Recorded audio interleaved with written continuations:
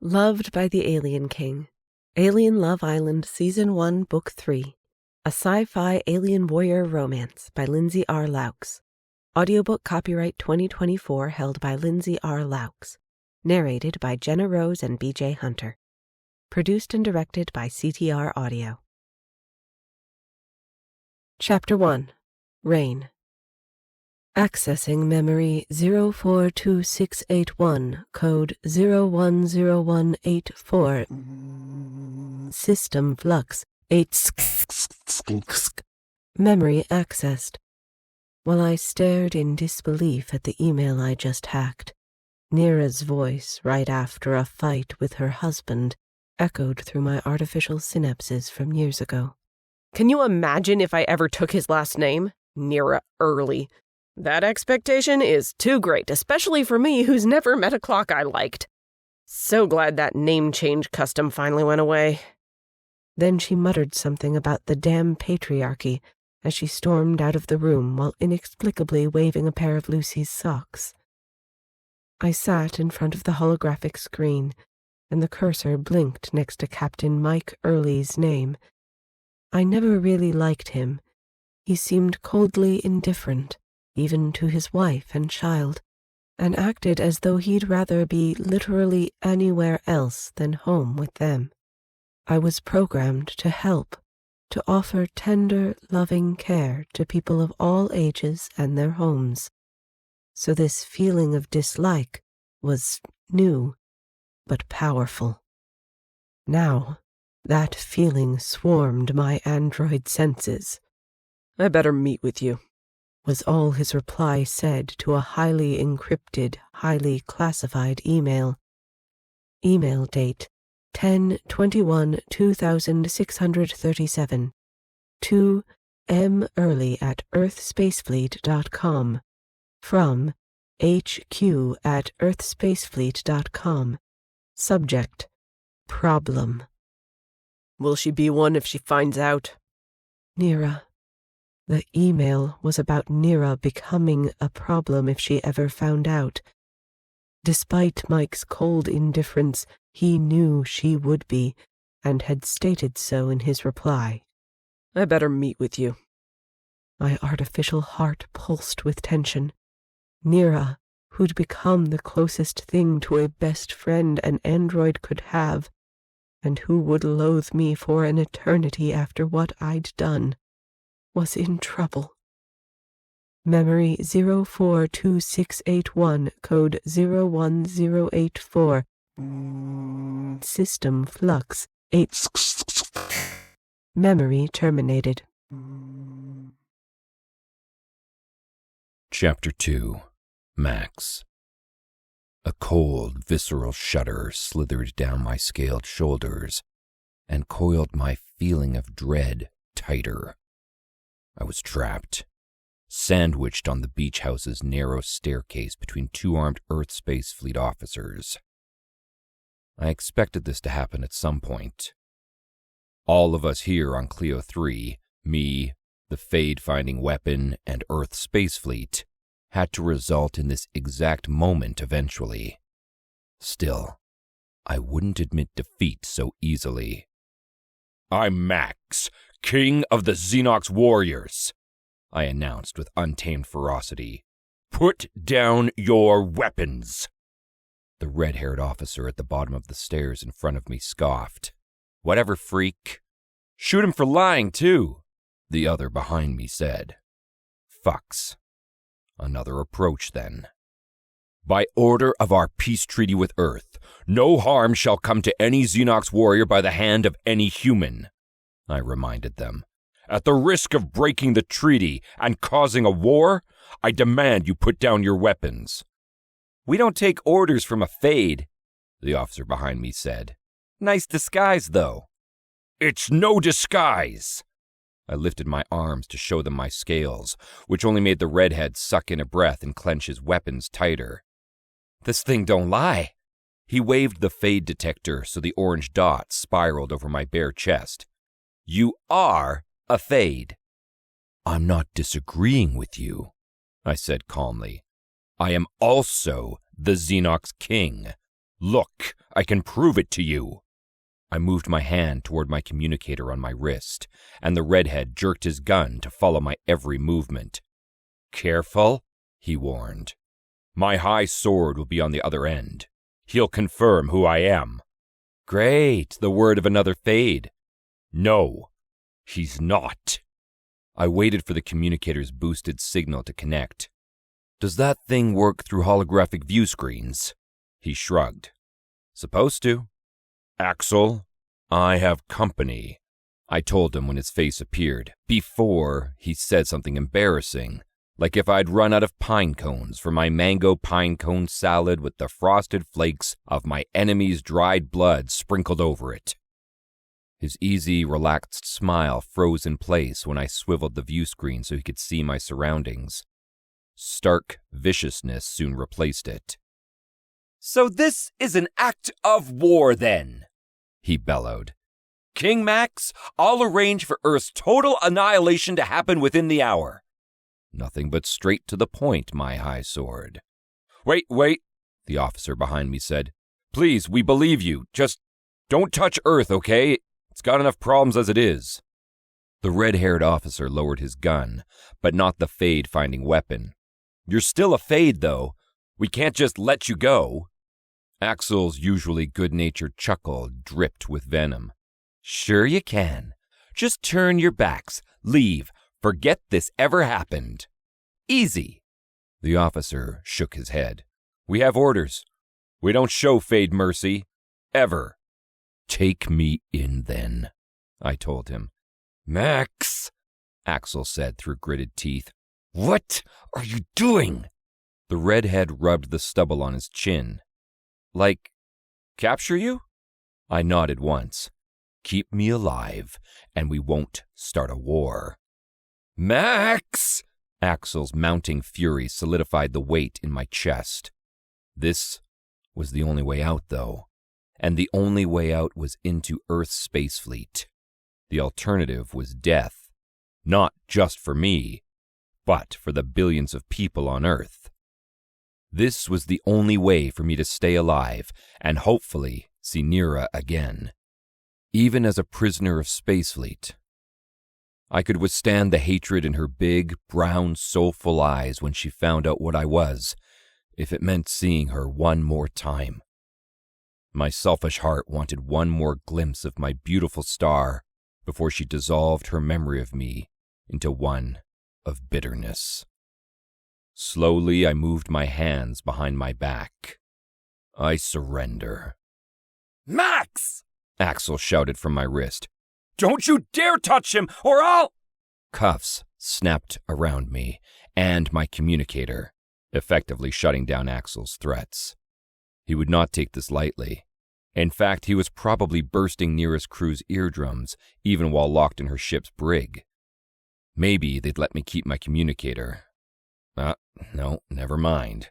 They removed it right after relieving me of my machete and the Spacefleet handkerchief I'd used as a homemade scabbard. Where did you get this? The one behind me asked, waving the handkerchief in front of my face. From one of your victims? No, I only kill those who intend to kill me. Maybe I could use this as a way to collect information about what the hell was happening on this planet. Ever heard of MJ? Blue skin, mirrored eyes, likes to attack over icicle port and steamed pearl pickles? I think she works for Earth Space Fleet. The redhead shrugged. We're just soldiers, man. Not like we'd tell you shit anyway. Roughly, the one behind me shoved me down the steps and out the sliding back door of the beach house. It is odd, though, right? I asked. Space Fleet doesn't hire assassins. How do you know what we do and don't do? The redhead asked, taking his place to my right while the other, taller one moved in close on my left. Everyone's an assassin to the Fade, he said. If you guys could have just stayed subservient little androids, we wouldn't be here. It hadn't been all the Fade that had started slaughtering people, though. Just Rain. One time. And that had been enough to spark the paranoia and terror to start this war against all Fade. The two soldiers led me around the swimming pool and through the back gate. Surprisingly, we weren't headed toward the jungle, but toward the crew's beach house. Maybe Umo, Alien Love Island's producer, would be there to slap them with NDAs and contracts to trick them onto the show. Honestly, I wouldn't be surprised. But no, they stopped us in between the two beach houses where they cleared away a patch of sand exactly like Nira had done when she'd gone in search of Lieutenant Avery. With the hatch to their headquarters now cleared, one soldier undid my cuffs while the redhead lifted his gun and pointed it directly at my head. "Unless you can climb down without a head, I suggest you behave." I narrowed my eyes at the threat. Noted. The three of us climbed down into the bunker, with me behaving myself, but just barely. Nira's ex-husband was down here. Last time she saw him, he'd made her bleed from her cheek, a line of crimson that had cut too deep. The thought of it set my teeth on edge and burned a volatile rage through my veins. She also once said that he blamed her for their daughter's death. What a useless, pathetic excuse for a man.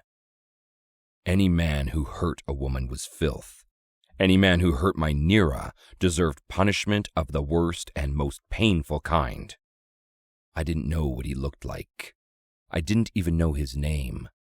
But once inside the bunker, after the two soldiers once again cuffed my wrists, they led me through a crowded network of hallways filled with humans. I memorized each face, especially the males, to see which poor dolt thought he was good enough for someone like Nira. All of this I did while ducking under steel beams that marked the ceiling at every intersection. Humans were such tiny creatures. We drew a lot of strange looks, and even stranger whispers from Earth's space fleet. Isn't that the Xenox King? Nah, too scaly. No, that's my future sugar daddy. He looked at me, and now I'm pregnant. Humans were also such odd creatures. The two soldiers threw me inside a room with an overturned desk and a number of different holographic maps attached to the walls. "Someone will come see you when they feel like it," one of them said. The other closed and locked the door behind them with a soft click. This was hardly an indestructible fortress for a Xenox warrior. If it weren't for my curiosity about this place, and the maps beckoning me closer, I could probably be out of here in 2 minutes flat. My usual excitement over maps fizzed up inside me as I studied the ones on the walls. They all said Cleo 3, but that must have been an error. A big one. None of these were accurate. They all showed rocky terrain rather than the mysterious jungle and the crystal-clear sea. Even the large paper map, "Be Still My Hearts," revealed a Cleo 3 that didn't actually exist. What the hell was going on here? I didn't do this often, but I used my AI programming in my clone Fade Brain. I'd used it to hack into Nira's ship for control so she couldn't land here. I'd also used it to check that the snakes in the ocean that had bitten Nira really were poisonous. So lately I guess I'd been using it a lot. But I just wanted to make sure Cleo 3 was the planet I was really on, or if it was the humans who didn't know where they were. It turned out humans were also terrible at geography. According to the databases my AI searched within seconds, Cleo 3 was a jungle and ocean planet. Period. Were these humans okay? While I was at it, I also searched for photos and the name of Nira's ex so I knew whose tongue I'd be ripping out later. When I found him, a bitter, acidic taste coated my mouth. He looked cold and boring, and not at all able to keep up with Nira's humor and brilliance. The picture of him in my mind grew legs and arms as he opened the door and walked into the room. It was him. Not just the photo, but the real him, here with me now. "Captain Mike Early," I growled, low and lethal.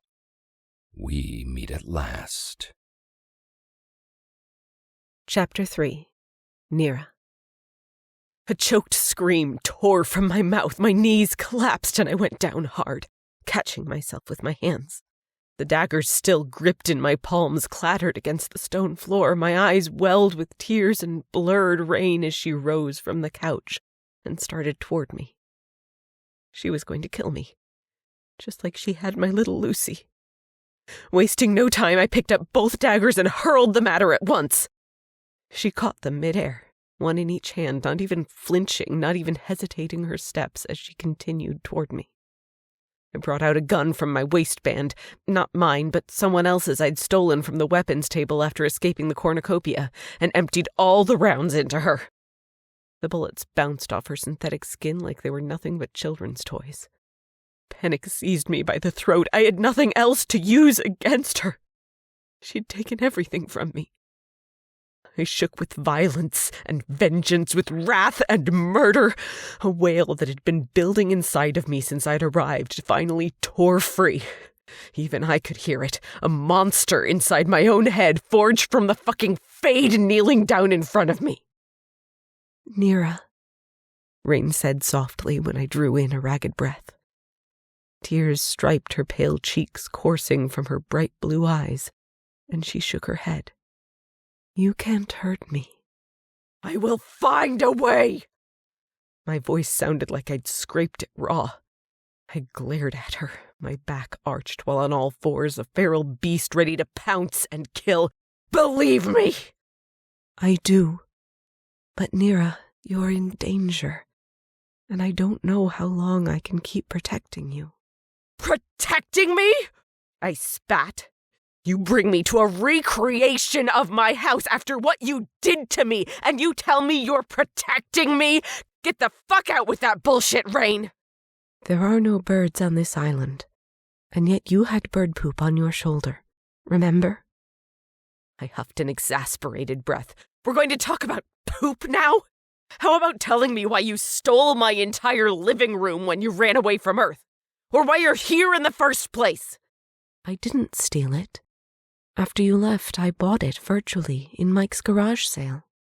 "And the chair where you left her, Rain?" I shouted. Bile scorched my tongue at the thought of that awful memory.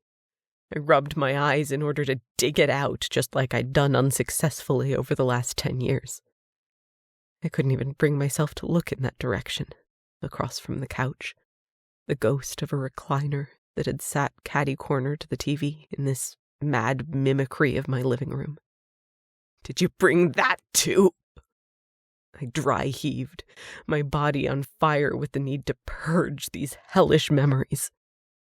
She swiftly looked away and sank back on her heels. "No," she whispered. I studied her then, really studied her for the first time in over 10 years.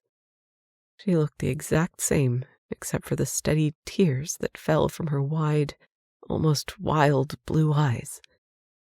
That was different. The look of them. And the tears. Fade don't age because, why would they? They're machines.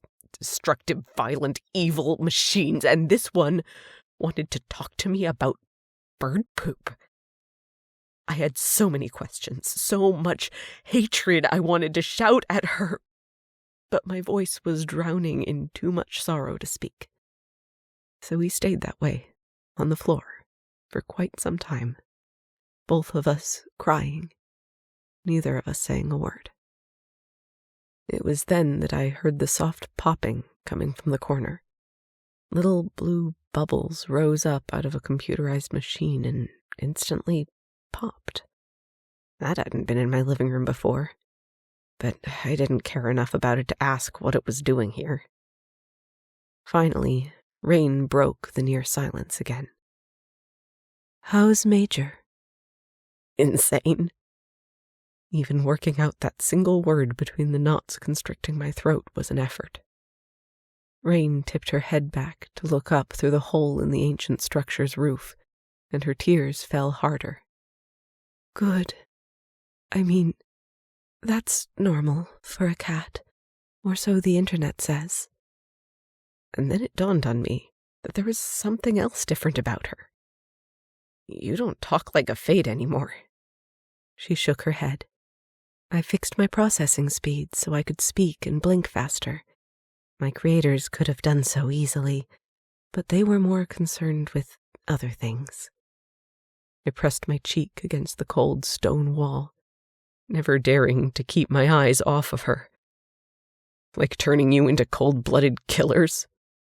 It wasn't my creators who did that, and it was just me who killed, not any of the other Fade. It's so easy for you to lie right to my face, isn't it? I spat. I would never lie to you, Nira. Ever. She gazed down at her lap, her never-ending tears still falling, fake as the rest of her. She didn't have real human emotions, so why the hell was she crying? For my benefit? Or to make herself feel better? You believe what Space Fleet wants you to believe, she was saying, and it's not your fault. Yeah, I'm going to go now. I couldn't stay here and listen to this. Max would be worried. He'd probably be waiting on the beach for me by now, or had swum across the snake-infested water when he'd spied my boat at the bottom of the cliff. I heaved an exhausted breath and used the crumbling stone wall for support. But my whole aching body refused to support my weight. My feet slid across the floor uselessly. Seeing rain, all those memories had done me in. So instead I leaned my cheek against the wall again, soaking in its coolness while I gathered my strength. You can rest on the couch if you'd like. Oh, can I, Rain? On my very own couch that I picked out? I snapped, the very definition of bitter. Or just rest there, she offered softly. If you listen, I'll talk. I can explain a few things to you if you'll just listen. You mean you'll explain bird poop to me? I said through gritted teeth. Well, yes. She tipped her head to the side, not a single strand of her short blonde hair falling out of place. As I said, there are no birds on this planet. That poop on your shoulder was a tracker. A tracker? I rolled my eyes to the heavens. Sure. Because the ones inside your ears aren't working. Aren't working? What? The static in your ears are trackers? No, the static is me interfering with the tracker's signals so that you can't be found. Found by who, Rain? Other Fade? Why the fuck would you mess with my hearing? I was shouting now, the anger in my voice echoing between the walls and bouncing back into me to fester. I did it to protect you, she said softly. I don't want you to hurt anymore. I will always hurt, I hissed. Always. There is nothing you can do to help me, do you understand? She nodded once as her teary gaze dropped to her lap. I need to go. I'm done listening to you. This time I forced my body to behave and do what it was supposed to, even under the crushing weight of grief. Once I was standing, blood rushed to my legs and erupted pins and needles underneath my skin so that I walked toward the exit with a limp. Don't forget your daggers, Nira, she said from behind me. Oh, these are Mike's. Since when do you have Mike's daggers? I turned to retrieve them before she could sink one into my back. Since I stole them from him after he tried to lock me in an Earth Space Fleet office under the sand. He was being an ass, as is his usual. She gasped, which made me freeze my forward progress to the daggers, anticipation for an attack coiling tightly through me. Wait, you saw him? You saw him here? Unfortunately, yes. I reached for the daggers in her hand, the pearly handles aimed toward me for safety's sake, and snatched them away. You have to stay away from him, Nira. Yeah, I haven't made it a habit to buddy up with my ex. We just happen to be on the same planet. I turned to leave again, but then glanced back. My mind whirled on the reason I was here, on the part Rain must have played in that. But I kept spiraling back to my own doubts about Mike. But for the sake of argument, why do you say that? Because the tracker's in your ears, Nira, and the bird poop one on your shoulder. She firmed her lips as she seemed to search my face for something other than straight malice. Those are for Mike. Chapter 4. Max. Mike swept his cold, shrewd gaze over me. Did your Fade AI tell you who I am, or does my reputation precede me? Captain Nira Kotrabin's ex-husband.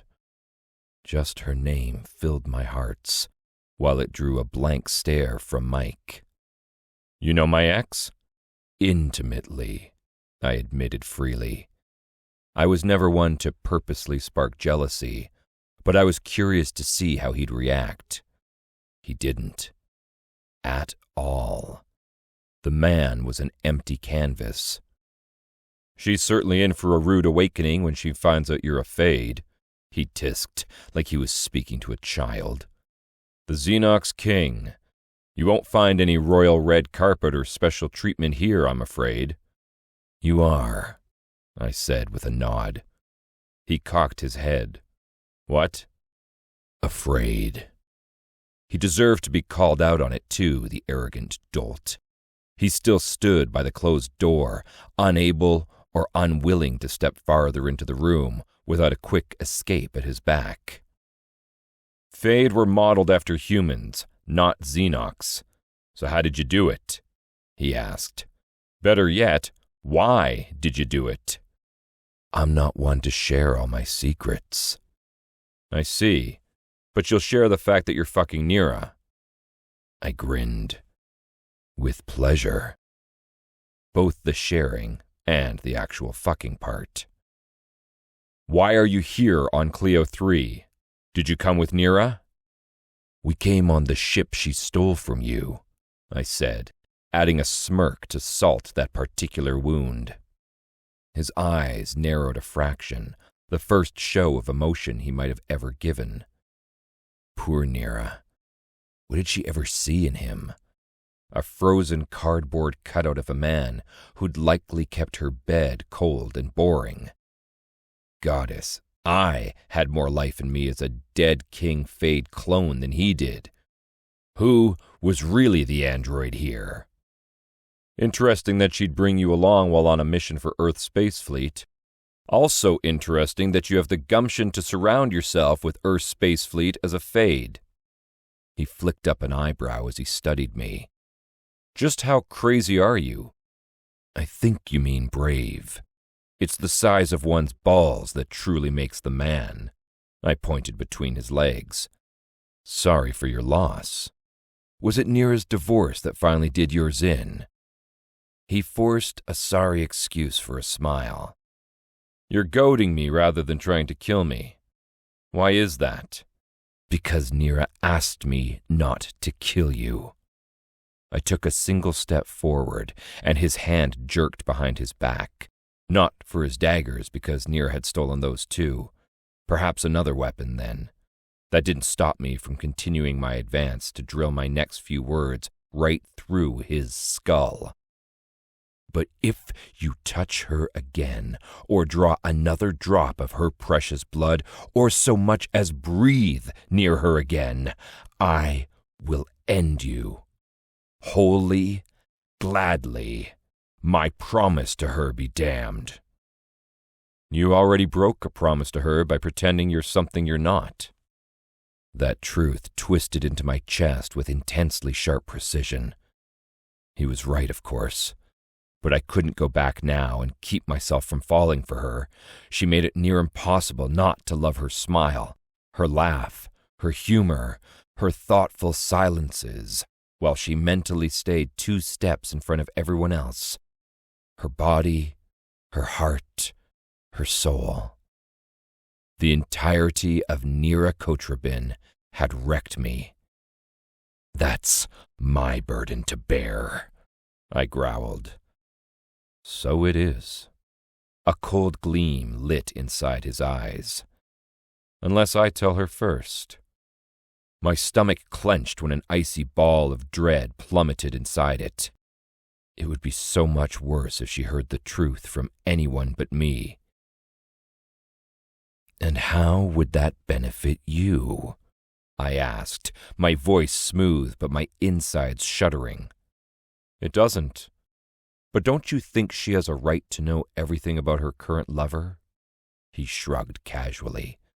She'll find out eventually anyway when she learns that you're here, as a prisoner. The one Fade we can't kill, but Nira has never followed the rules. She might just kill you herself when she finds out who you really are. No, Nira was too smart to risk the resulting war. She wouldn't let her emotions reign over her mind. Besides, we'd been through so much together, shared so much of each other, that I didn't think she had the heart to kill me if she knew I was a Fade. Did she? Damn me and my stupid hearts. I should have just told her the truth right from the start. Should have kept my feelings for her bound and gagged in the darkest corner of my mind. The last thing I wanted to do was shatter her after she'd already been broken. Well, Mike lifted his brows. I'll leave you to your self-punishment. I'll go find Nira. Let her know that you're here. His mouth ticked into a mockery of a smile. It's the least I can do. My waning patience with this unfeeling plague sore snapped. I lunged at him, my fists flexing. Alarm blazed in his blue eyes, and just as I knew he would be, he was hiding a weapon behind his back. He wielded it in front of him, a stun gun from the looks of it. I ripped it from his grasp before he had a chance to aim it, and knocked him into the wall, my forearm braced against his throat. I will be the one to tell her, you hear me? Not the pathetic excuse for a man she gave up on years ago. What I am doesn't concern you. There's that Fade rage, he choked out. Is this how you killed MJ? The question worked like a shock to my system, exactly how it was intended. I released him, blinking down at him as he dropped to the ground while sucking in ragged breaths and clutching his neck. What do you know about MJ? I demanded. That you killed her in cold blood? He said between gasps. Because that's what Fade do. Right. And you know this because you were there? She's the one who tried to kill me. A likely story from someone who keeps choosing violence and murder. Will Nira see it that way when she finds out the truth? Answer my question. I fired back, low and deadly. What do you know about MJ? You're in no position to make demands. With a burst of speed, Mike lunged for the stun gun on the ground, his finger instantly finding the trigger. With me towering over him, I took up too much space as an easy target. The crackle of the gun electrified the air. I ducked under his raised arm, narrowly avoiding the bursting charge, and delivered a powerful kick to Mike's midsection. He grunted, momentarily stunned. I seized the opportunity and flew toward the door, my long strides eating up the distance. I'd tell Nira myself just as soon as I got back to her. But Mike recovered quickly and shot to his feet, unleashing a barrage of electric shocks from his stun gun. He narrowly missed. As I unlocked the door, Mike closed in, the stun gun crackling dangerously close to my back. Before I threw the door open, I kicked backward and connected sideways with Mike's knee. He cried out and stumbled away. Determination to escape surged through my veins. I opened the door, and with a burst of speed, I flung myself out of the room. The hallway was cleared. Freedom was close. I remembered the way in. Getting out would be a cinch. But I wasn't yet finished with Mike. He rushed for me from inside the room, and I quickly slammed the door on him. One jerk of the doorknob, and it cracked into pieces, all of which I kicked under the door to wedge it shut. Now Mike was trapped. Too bad it wasn't permanently. I sprinted down the hall and swung a right only to find it wasn't empty. I'd seen her once before, through the slats of the honeymoon bungalow's closet while she spoke with Nira about the fade-finding weapon.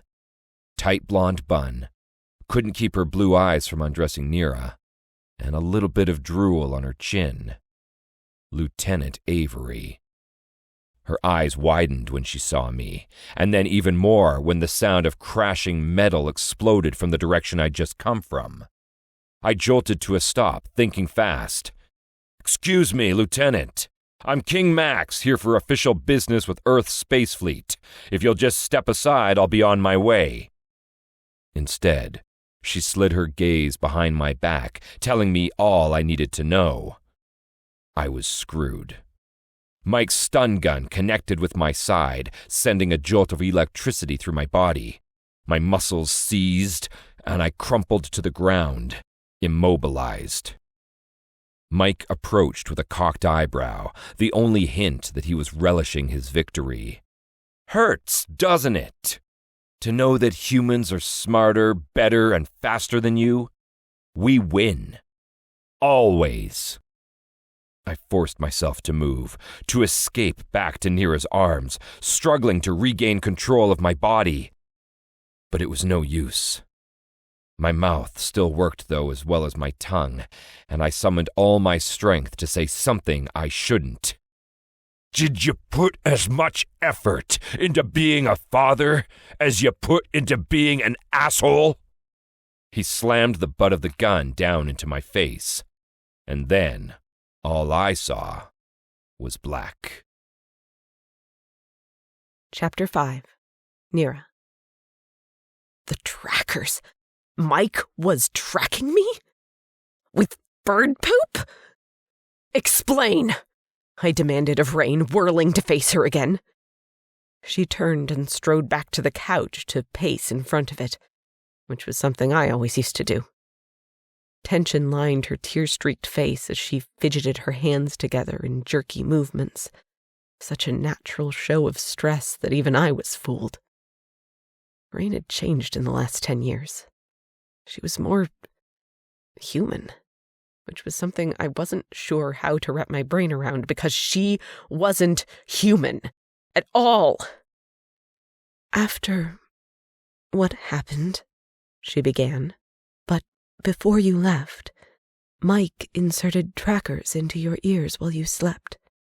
When Admiral Langwin sent you here to Clio 3, I scrambled the tracker's signals so Mike couldn't find you."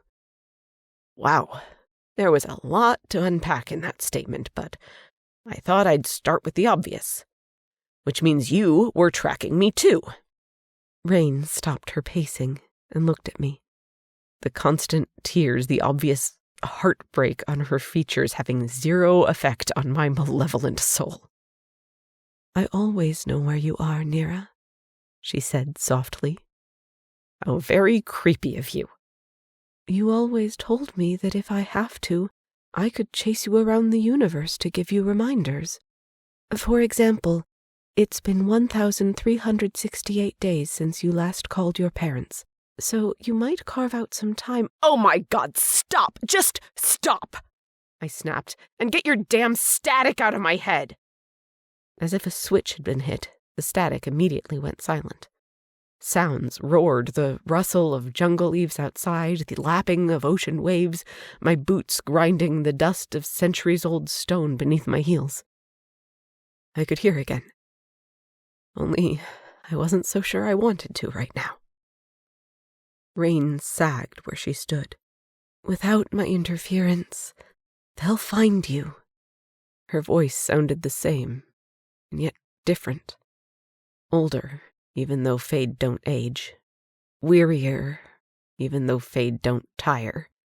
Still kind, even though she was a cold-blooded killer. "Skip to why Mike is tracking me. To get his ship and crew back?" "No," she said simply. "Because he knew you would become a problem." Pretty sure he knew I was a problem from day one when I called him out in front of the entire military cafeteria for taking the last piece of chocolate cake when I clearly had my eye on it. "He knew you would become a problem when you found out the truth," she clarified. "Fine, Rain," I said with a heavy sigh. "I'll dance in a circular conversation with you. Find out what truth." She bowed her head over her lap. find out the truth about me and what happened. Acid scorched over my tongue, burning my nose, eyes, and mind with pure bitterness. Why can't you just say it, Rain? Just admit that you murdered my... It took several hard swallows for me to choke out, "My Lucy." A long silence followed, while her name rang in the air between us, an echo of the past that cleaved me apart over and over again. Finally, Rain looked up again, her pitiful tears never wavering. That day, when I began scaling the mountain. "I don't want to hear about it," I said, turning away. "But you just said you wanted me to admit it. I'm trying. That day, it ruined me," she said softly. "Yeah, well," I rasped out, and then gestured to myself, since clearly I was ruined too. "If you don't want to talk about it, but at the same time you do..." Question marks filled her voice as she peered at me through her long, wet lashes. "I can show you proof about Mike and the trackers." Her right eye twitched, same as it always did when she wanted to show me something on her holographic computer. The view screen and keyboard popped out of her eye, held in place with little orange holographic cubes that stemmed into her artificial retina. The suddenness of it made me jump, since I hadn't seen that happen in a while. A brief memory slid like fog across my mind, of Lucy giggling hysterically when Rain made some of the orange cubes fall at Lucy's feet and bounce crazily. I shut that down fast. "I admit it's circumstantial, but it sure hints at something not right. Something dark," she said. My gut twisted, making me grimace. Even if she told me the sea was blue, I didn't trust Rain for shit, but the weight of her words, the unspoken promise that I wouldn't like what I saw, the way her hands shook as she flashed them over the holographic keys, stabbed all sorts of doubts into my veins like a flood of toxic chemicals. She pulled something up on the view screen, an email exchange it looked like, and swiveled the screen so I could read it. The first email was from Earth Space Fleet's headquarters with the subject, "Problem. Will she be one if she finds out?" And Mike's reply, "I better meet with you." It was dated 1 day after Lucy's death. If she finds out. They were talking about me. What would happen if I became a problem? Why would I become a problem? Only if I found out some big dark secret I wasn't supposed to know. A cold sweat broke out over my skin, leaving me shaking to the marrow of my bones. I noted the level 10 classification seal in the background of the email, which meant only a handful of people knew about this secret. People at my employer, which I'd dedicated my whole life to for years. What had they done?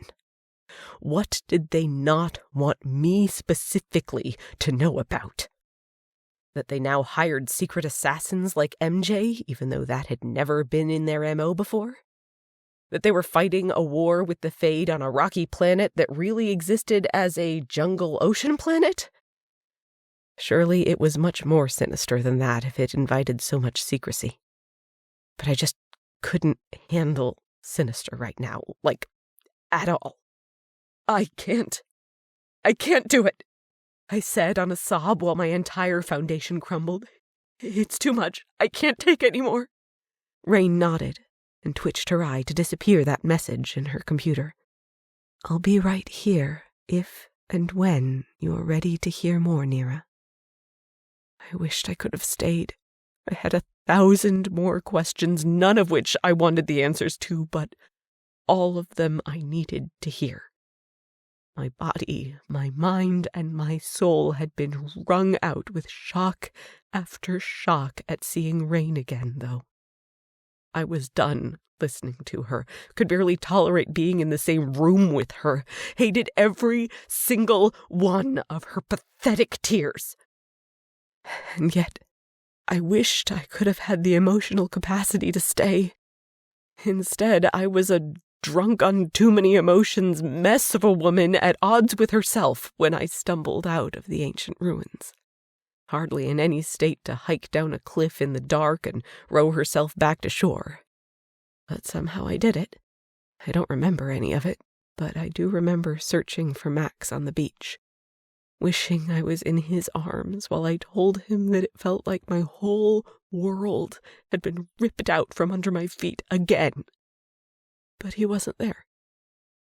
He wasn't anywhere. When I finally staggered through the back door of the beach house, Michael did a double take from his seat on the couch in front of the TV. The giant green horns on his head had lengthened and swelled and were currently spinning in place. Next to him, Bling straightened her sparkly sequined top, her cheeks flaming pink. I'd obviously interrupted something here. "Captain?" Michael said, rising from the couch. His horns stopped spinning. Bling shot up and rushed over. "What happened? What's wrong?" Too many things to list right then. "Have you seen Max?" "We thought he was with you." I shook my head. "He said he'd be back in 5 minutes. He promised me. That was like an hour and a half ago." "I'll go look for him, but—" Michael strode over and touched my arm gently, his thick green brows drawn tightly with concern. "Are you all right?" "Not without him," I admitted, my voice hitching. I blew out a slow breath to try to wrangle all my tears and squash them under my walls so carefully constructed of sarcasm and wit and tacos. "He probably just fell into another snack hole on purpose, planning a summer home there with our little caterpillar friend." I must have looked and sounded like a total crazy mess because they both stared at me like I'd taken a blowtorch to my own brain. "So, anyway, if you wander into the jungle, look out for orange quicksand," I told them.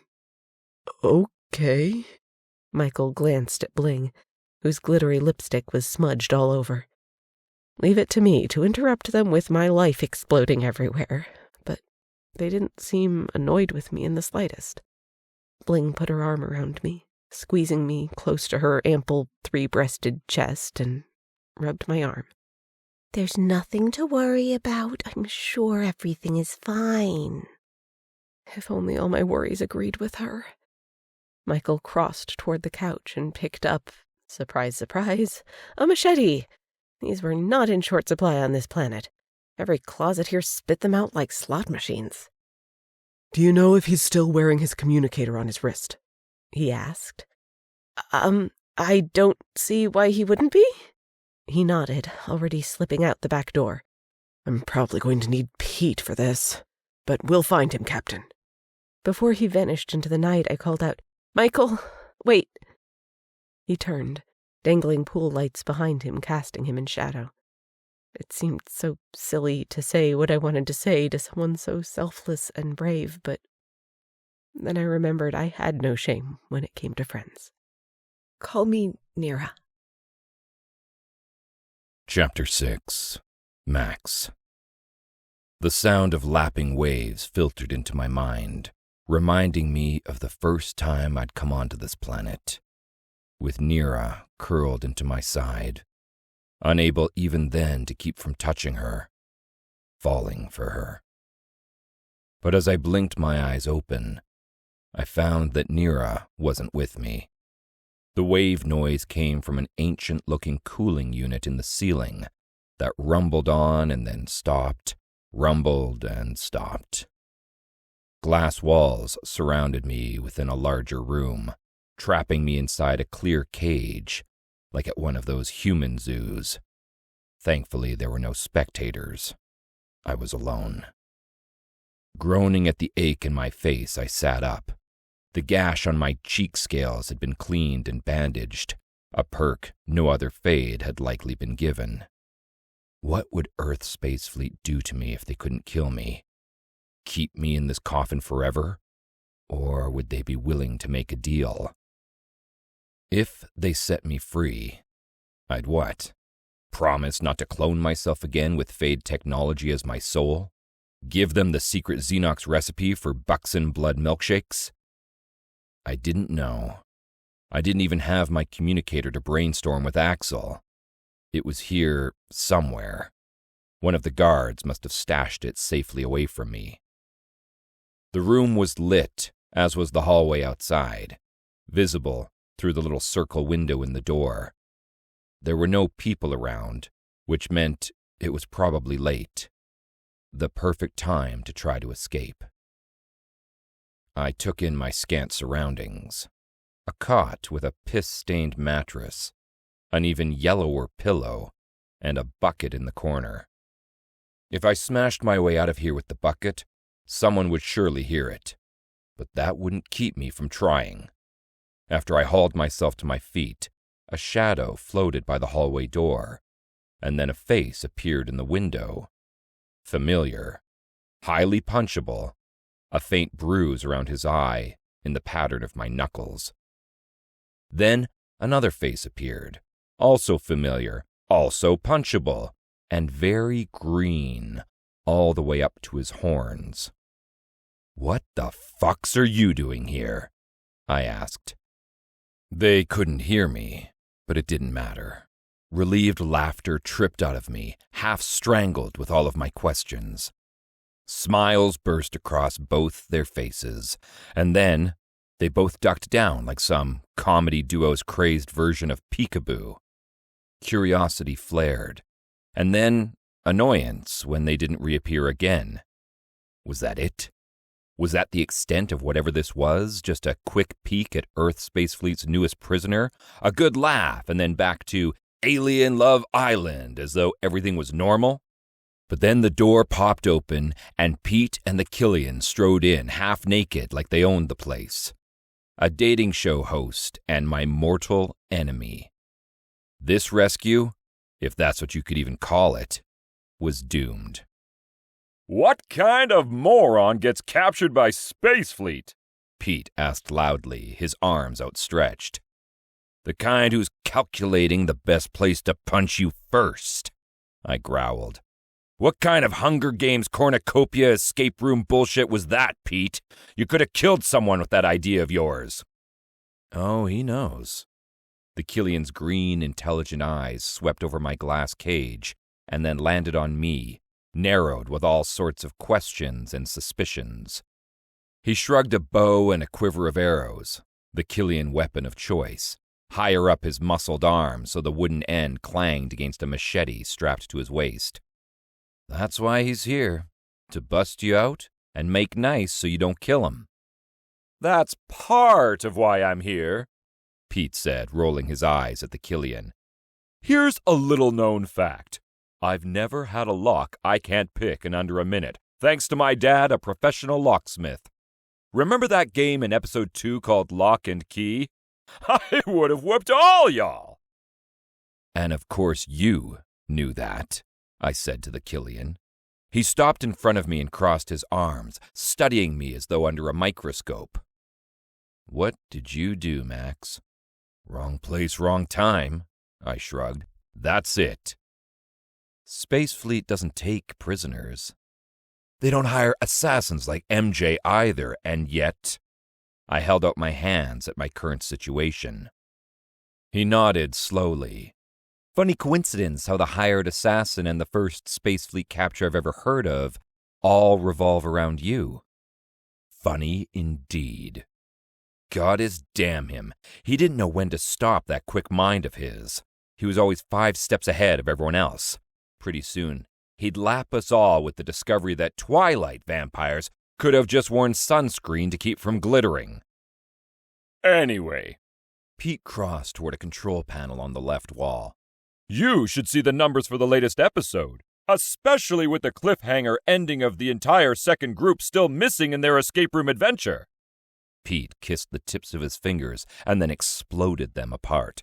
Mwah! Chef's kiss. They're fine, by the way, not missing, just a little homicidal toward me, same as everyone else. And Nira? I demanded. How is she? Frantic over you? But... The Killian shook his head, and then glanced around the room like he was searching for the correct words. But? I prompted. At the beach house, she looked stricken, unnerved. Something got to her, Max. He met my gaze then, the worry inside his eyes carving out my heart. Something big enough to shake even her. I slammed my hand against the glass wall, directing all my ire toward the outside world. Get me the fucks out of here. Literally what I'm trying to do over here. Relax, man, Pete called. There's a lot of buttons and gadgets. It'll take me a minute to find the sweet, wet hole to put my... With a mechanical whir, the glass cage began to lift. Stale, recycled air funneled out, replaced with only slightly fresher recycled air. Finger. Pete grinned over his shoulder and waved said finger in the air. I breathed in deeply and ducked out from under my cage. Thanks, Pete.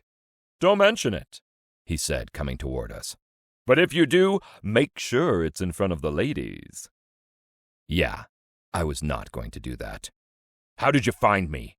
I demanded. Your communicator, Pete said. That's how we tracked your location. At the Killian's slow swivel of his head to glare at him, Pete cleared his throat. And by we, I mean him, Pete corrected with an unapologetic grin. You're having entirely too much fun, the Killian scolded him. I want my communicator back. Where is it? The Killian pulled out a small, square device I'd never seen before with a rectangular screen that looked like green radar pulses. It's 2 rooms away, but there are still people inside. Have you been tracking my communicator and me all this time? Without looking up from the device, he patted my back. You're welcome. We just happened to look over while standing outside of that room and saw you through the window, Pete added, pointing to the door. If there are people in there with my communicator, I'm sure they'll mind if we traipse on in and grab it. The Killian shrugged and put the strange device back into his pants pocket. Well, next time, don't let them take your communicator. There won't be a next time. Even as I said it, though, I knew that wasn't the truth. Now that they knew what I was, there was nothing keeping Space Fleet from trying to capture me again if I escaped. But I sure as fucks wasn't staying here either. I'd take that chance and hide in plain sight on a reality dating show. While my thoughts roiled, I was keenly aware of the Killian's gaze on me, dissecting my every blink. I ignored him. This place is quiet. It's late. Those people on your radar didn't appear to be moving. Maybe they're asleep. There's no window on the door your communicator is behind, the Killian said, so we can't be sure. Picking locks isn't always quiet either, Pete added. Sighing, I looked around at our other options until my gaze landed on the old-fashioned cooling unit in the ceiling that sounded like crashing waves. The air vents? Pete and Killian nodded. The air vents, they agreed in unison, and then shared an annoyed look at their synchronicity. I'll get that ladder. The Killian started toward one leaning against the far wall. I got the tools, which I guess means I'm the one climbing the ladder. Pete gazed, his eyes wide, up at the cooling unit, only about 4 feet above his head. Not it for exploring the vents, though. Nope. You're the smallest out of the 3 of us. Besides, I've already been nearly squished today. I shoved him toward the Killian and the ladder he was propping up against the glass cage. Your turn. Groaning, his shoulders slouching, he pouted for a second like a child. A grown man. Pouting. I often felt sorry for human women everywhere. But then he snapped himself out of it and straightened, fishing his phone out from his back pocket. I'll film myself. Make it look like I'm in a spy movie on a top-secret mission. I'll work it into the next episode of the show. I threw up my fists, trying my best not to fling them both at his face.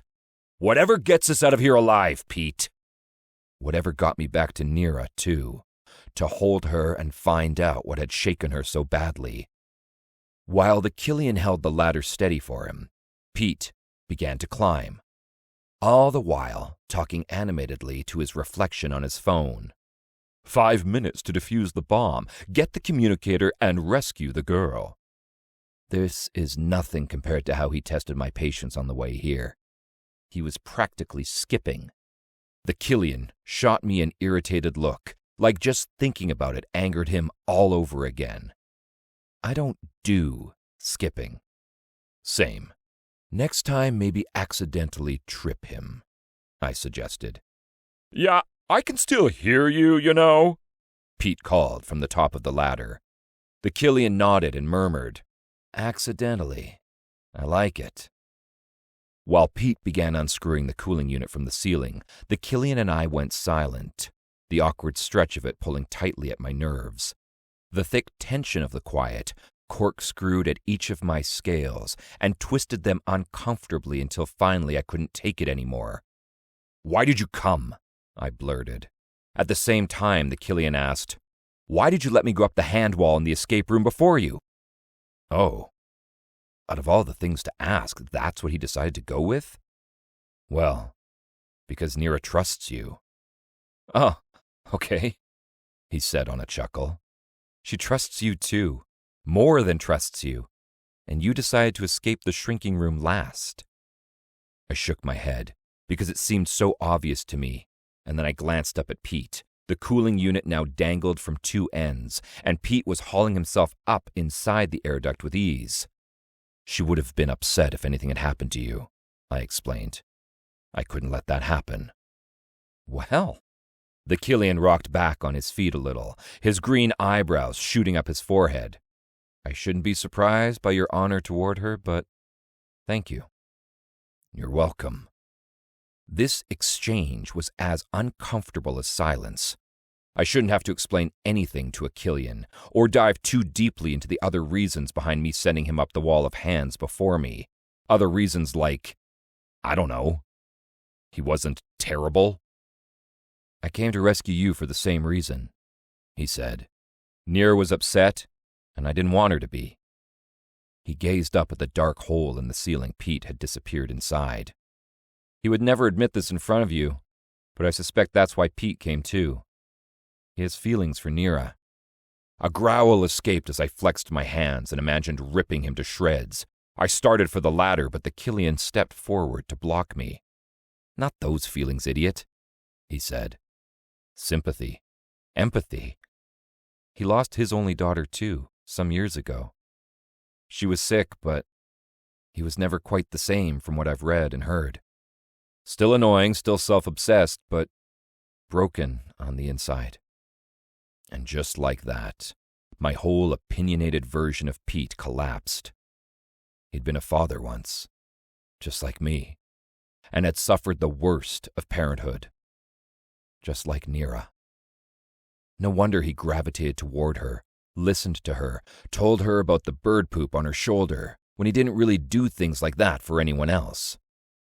I could only imagine what he'd gone through as a father, and just the thought of losing my Roxanne was enough to tie me up into impossible knots. I had no idea, I said, my throat suddenly too tight. Well, you've been a little preoccupied. So I had. Still, learning this had only reinforced how alike the Xenox and humans were when it came to love and grief and all the complicated emotions that made us who we are. And the Killians, too. Maybe? Goddess, that was a struggle to even think it. But maybe. So, the Killian narrowed his eyes at me. Now that you're in a talking mood, are you going to tell me why you're really here? No, I wasn't, because just then, Pete plummeted from the hole in the ceiling. He screamed as he crashed down through the top of the glass cage, and I was already running before I even knew what I was doing. The rest of the cage exploded with the force of his fall. Glass hailed down around me as I pumped my legs faster toward Pete's falling body. He was still screaming, which meant he was alive, but if he smashed to the floor from that height, or if the falling glass hit his human skin just right. From above, guns fired. Pete must have brought company with him through the air duct. My feet slid over the broken glass and I dropped into a crouch for balance. Seconds before Pete hit the ground, I caught him and curled my body over his for protection. The bullet echoes faded into silence. I risked a glance upward and found 2 Space Fleet bodies dangling from the air duct, with arrows through their heads.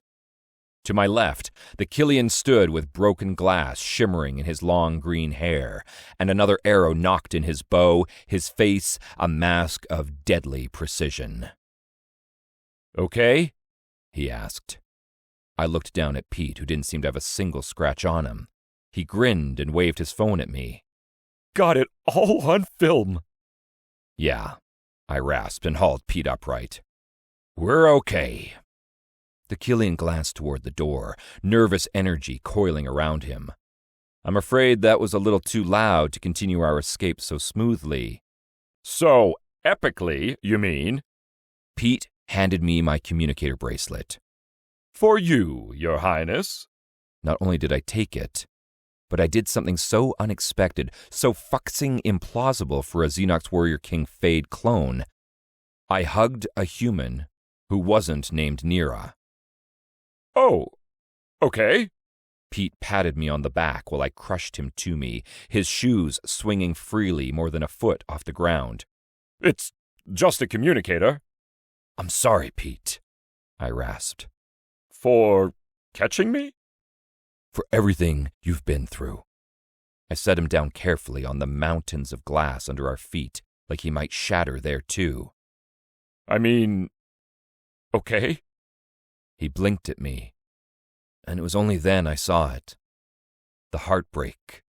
The monstrous hole of vulnerability that flickered behind his eyes when he thought no one was really looking. "Thanks," he said and turned away. The Killian nodded at me and lowered his bow. "We should go." Pete whirled back, his shoes crunching the glass like brittle bones, and grinned. "And thanks for, saving my face and my dick. My 2 most important assets." Ah, there was that cocky veneer once again. Outside the door, footsteps sounded, coming from all directions. "Did you lock it behind you?" the Killian demanded of Pete. "Of course I did. I'm not an idiot." Faces appeared in the window, morphing from irritation to shock to anger when they saw the state of their glass cage and the 2 dead officers hanging from inside the air vent. Fists banged at the door, punctuated with shouts. As one, the 3 of us gazed up at the vent. "Up or out?" the Killian asked. The banging grew louder. Did none of them have a key?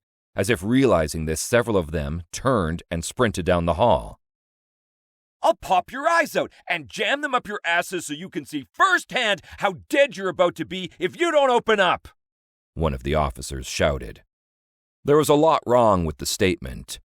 Pretty sure there was even more wrong with the guy who'd shouted it, given his state of undress and bleary, sleepy eyes.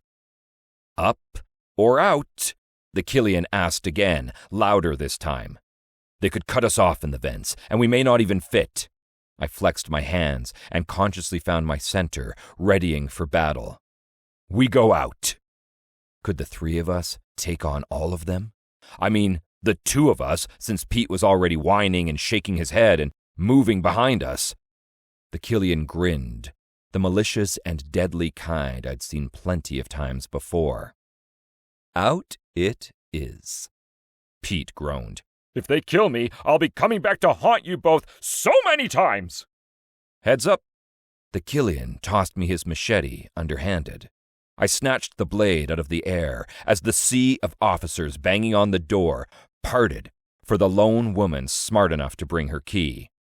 "Remember, light maiming only," I told them. "We don't necessarily have to kill them to get out of here." The Killian glanced up at the 2 bodies overhead. "Oops." "What about me? Don't I get a weapon? Because if they're shooting at this," Pete gestured with too many flourishes from his head down to his feet, "then you can bet I'll be shooting them right back." "Same goes for me," The Killian swept something from inside his pants pocket and slapped it down into Pete's palm. And I don't even care about my face and dick as much as you do. It's the principle of the matter when you're being shot at. Exactly. Pete glanced down at what the Killian had given him. A rubber slingshot. Are you fucking kidding me right now? Pete hissed. The Killian patted his cheek. Wouldn't want you to hurt your face or dick accidentally now, would we? Just stay behind us. The door burst open then. A flood of angry Earth Space Fleet officers came pouring in. Chapter 7. Rain. Email date 4/1/2635. To Phantom born of curiosity and blazing saddles and ramen noodles lurking outside your door at iamtooprettytodie.com. From Sano at universe.com. Subject issues. I no oh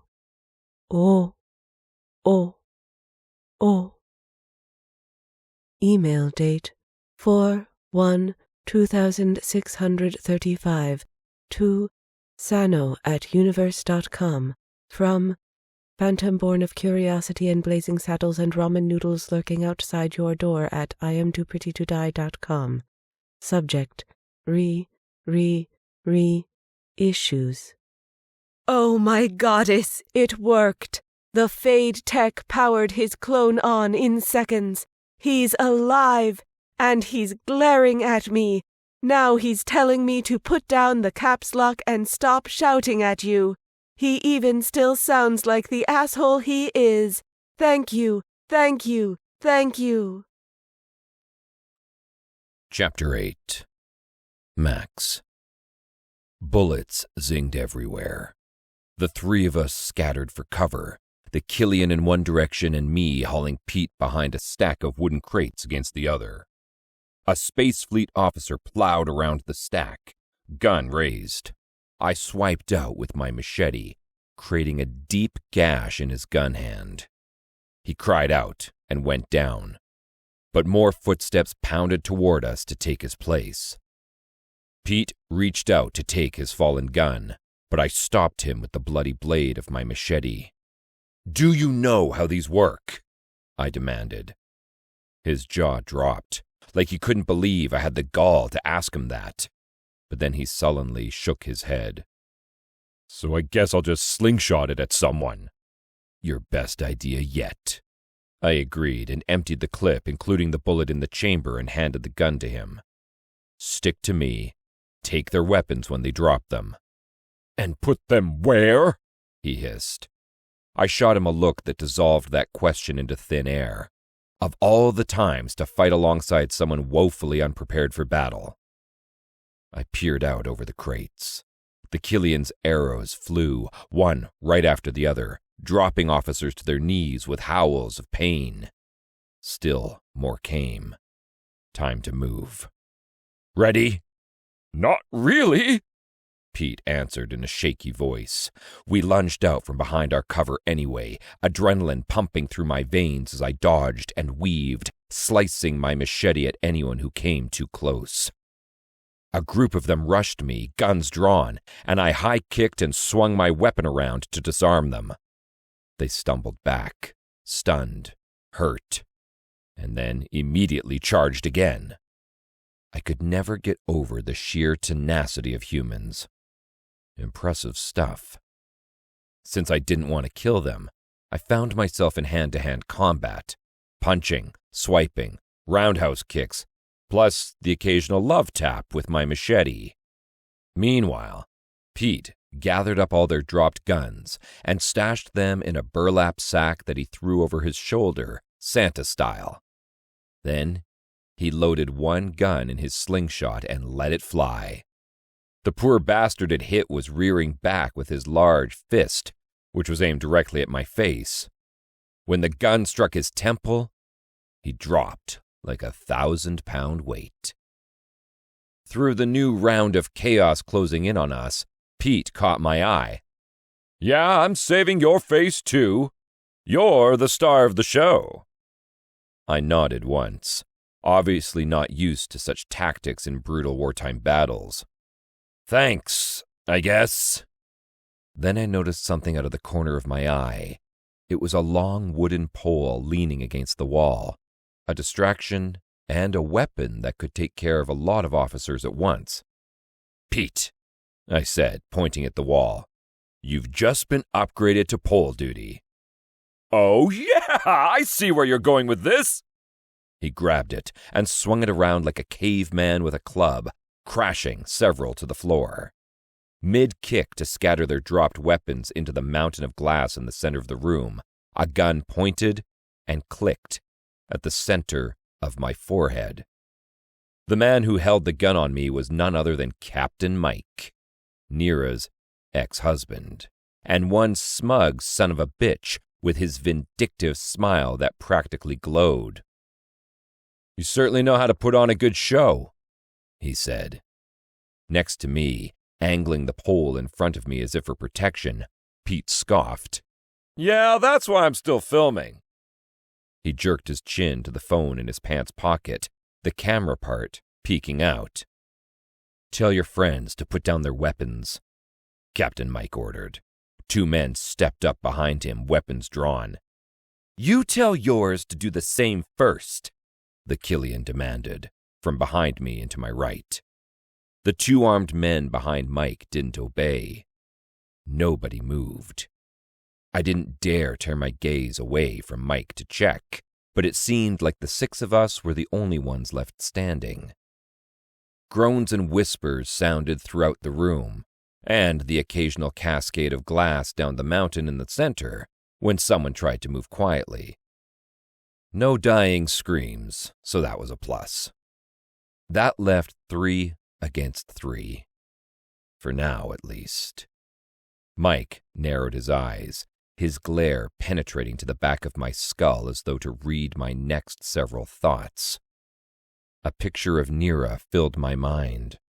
Her smile, sunlight dappling her glowing skin, the way her nose wrinkled when she was irritated. Her beautiful and big and scarred heart. Me inside her, and bringing her to ecstasy over and over again. I grinned because I couldn't help it. Let him see what his ex-wife was doing to me. Then, the three of us, a force to be reckoned with against Earth's space fleet, snapped as though we were forged from the same fire. Pete raised his pole over Mike's head and broke the invisible barrier between us. The Killian fired an arrow into one officer's hand and skewered it to the wooden crate behind him. Pete lunged his pole forward into the other officer's barrel chest, stumbling him into the passed-out female behind him and knocked him over. At the same time, I slammed my shoulder into a distracted Mike while kicking his feet out from under him. He landed hard on his back, and I was instantly in his face, my knees locked around his arms and torso so he couldn't get any bright ideas. "You do know this isn't over, don't you?" Pure hatred flared brightly in the cold depths of his eyes, and I had to wonder if he'd ever looked at Nira like that. If he'd ever lost his temper for being shown how pathetic of an excuse for a man he was. I slipped the edge of my machete down his cheek, deep enough to draw blood. "That's for Nira, you foxing plague. You touch her again, look at her wrong, or even speak her name without the reverence she deserves, I will gut you. I will leave you alive while you watch your insides spill." Slowly I traced the machete down his neck and chest and stopped it just over his belly button with a sharp dig. Just enough to make my point crystal clear. He gasped and clenched up beneath me. "Do you understand me?" I demanded. He didn't answer. Next to me, his pole aimed at the neck of the defenseless officer he'd tripped, Pete laughed nervously. I mean, I understand, and I'm not even in your shoes, man.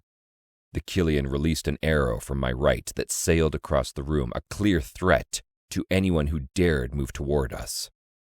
Near's X? I was not at all surprised that big brain of his had put those particular pieces together so quickly. Near as X, I confirmed, and leaped to my feet to go. Have a nice night, Near as X. He leaned down to pat Mike on the cheek as he followed me toward the door. Do your friends know what you are? Mike bellowed behind us. I kept going, faster now, the open door summoning me closer. Pete and the Killian's feet shuffled just behind me. Panic swirled sharp barbs through my veins, but I tried to harden myself against the feeling. So what if Mike told the truth about me? I could brush it off as lies or the insane ramblings of a jealous ex. Right? Maybe if it was just Pete, but the Killian was too damn smart for his own good. Almost there, almost to the door which I could slam on Mike and everything that he knew about me. I closed my fingers around the door's edge, rushed out of the way as Pete and the Killian were hot on my heels. That you're a goddamn filthy Mike shouted. I shoved hard against the door, the loud boom drowning him out, trapping him, swallowing his voice, containing the truth. For now. But when I turned to face the Killian, questions brimmed in his perceptive green eyes. Chapter 9. Nira. I woke gradually from a dead sleep, the kind where you're not sure exactly who you are or where you are, which was fine. I didn't want to remember anyway. But then I realized I was breathing in lungfuls of an intoxicating spice and leather and smoothing my hand over the smoothest scales imaginable. I sucked in a breath, my eyes popping open wide. Max? I'm right here. His voice, so rich and velvety and powerfully deep, wound around me like smoke and pulled me farther into him. Relief simultaneously crushed through me and made me buoyant. Oh my God, Max! I whispered, curling myself around him. Where did you go? I was so worried. Did you fall into another snack hole? Do we need to put a safety bell around your neck? Like that one time with Major? One time and never again. He huffed a chuckle, the movement bouncing his peck under my chin. His muscled arms, already bound tightly around me, held me even closer. I'm sorry, he said, petting my hair. I didn't mean to be gone that long. I got held up. Now that I could hear again, his voice sounded so clear, so close, so addictively dominant that it alone made me feel safe. By who? By what? All that matters is you, my beautiful star. I missed you. He cupped my cheek and pulled me in for a soft kiss. The Killian said you were upset earlier. What happened? I shook my head, not wanting to touch that topic until never. I'll tell you another time. For now, I just need you. As though sensing exactly what I needed, he gently raked his fingers to the back of my head and guided me closer to him. I obliged, my heart and body aching for him, desperate for the distraction that would keep me from acknowledging what had happened with Rain. But in the back of my mind, I'd sure noticed his lack of answers. But I hadn't given any either. One sweep of his lips left me breathless. One tease of his tongue made me ravenous. Then suddenly he was kissing me everywhere, a Xenox warrior king mad with lust. But something deeper, too. Something beyond the reverence he always worshipped me with, something almost desperate, but also with a touch of melancholy. like we would be inexplicably different after this time. Or maybe that was just me, because I loved this warrior king. I truly loved him, and there was no coming back from that, even if I wanted to. And right now, every part of our bodies touched while we held to each other, seemingly determined to never let go. Even though I was totally spent, I wanted to savor this and him for as long as possible. But I wanted to tell him at least one truth. I was going to tell you this last night, but I love you, Max, I said into his languid, soft kiss. Only those 3 little words couldn't even begin to describe my feelings for him. He overwhelmed my heart with love, with life, and I wanted to hold him there next to it forever. He sighed into my mouth, a long exhale seemingly filled with relief and longing and knowing, which reflected in his purple lightning eyes as he gazed down at me adoringly. I love you too, Nira. You are my light. You are all that I am and all that I want to continue to be. Your strength, your bravery, your honor. He trailed his finger down my chest and caught the wild pulse there with his palm. Your heart. All of those things that make up you so naturally, with gorgeous precision, are what the Xenox strive to be. His beautiful words breezed over me, a cleansing breath of warm wind that tingled over my naked skin. So what you're saying is I nailed being a Xenox warrior just like I nailed you? Something like that. Chuckling, he rolled over on top of me and swiped his lips and tongue over mine. But I'm the one doing the nailing. I laughed as I melted into his kisses, a pliant mess of a woman made whole again in the arms of the one she loved, and who loved her right back, mess and all.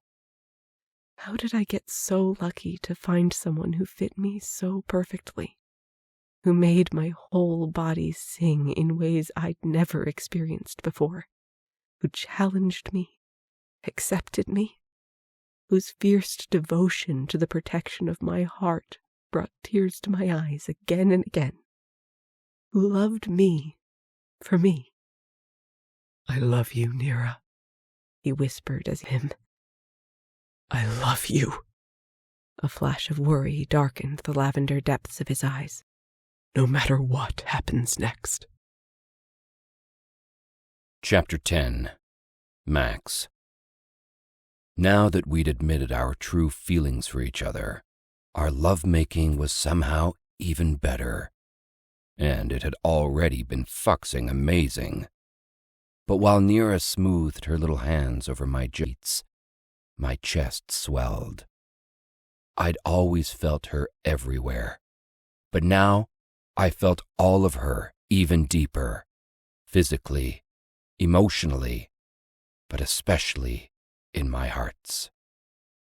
I loved Nira Kotrabin with my whole being.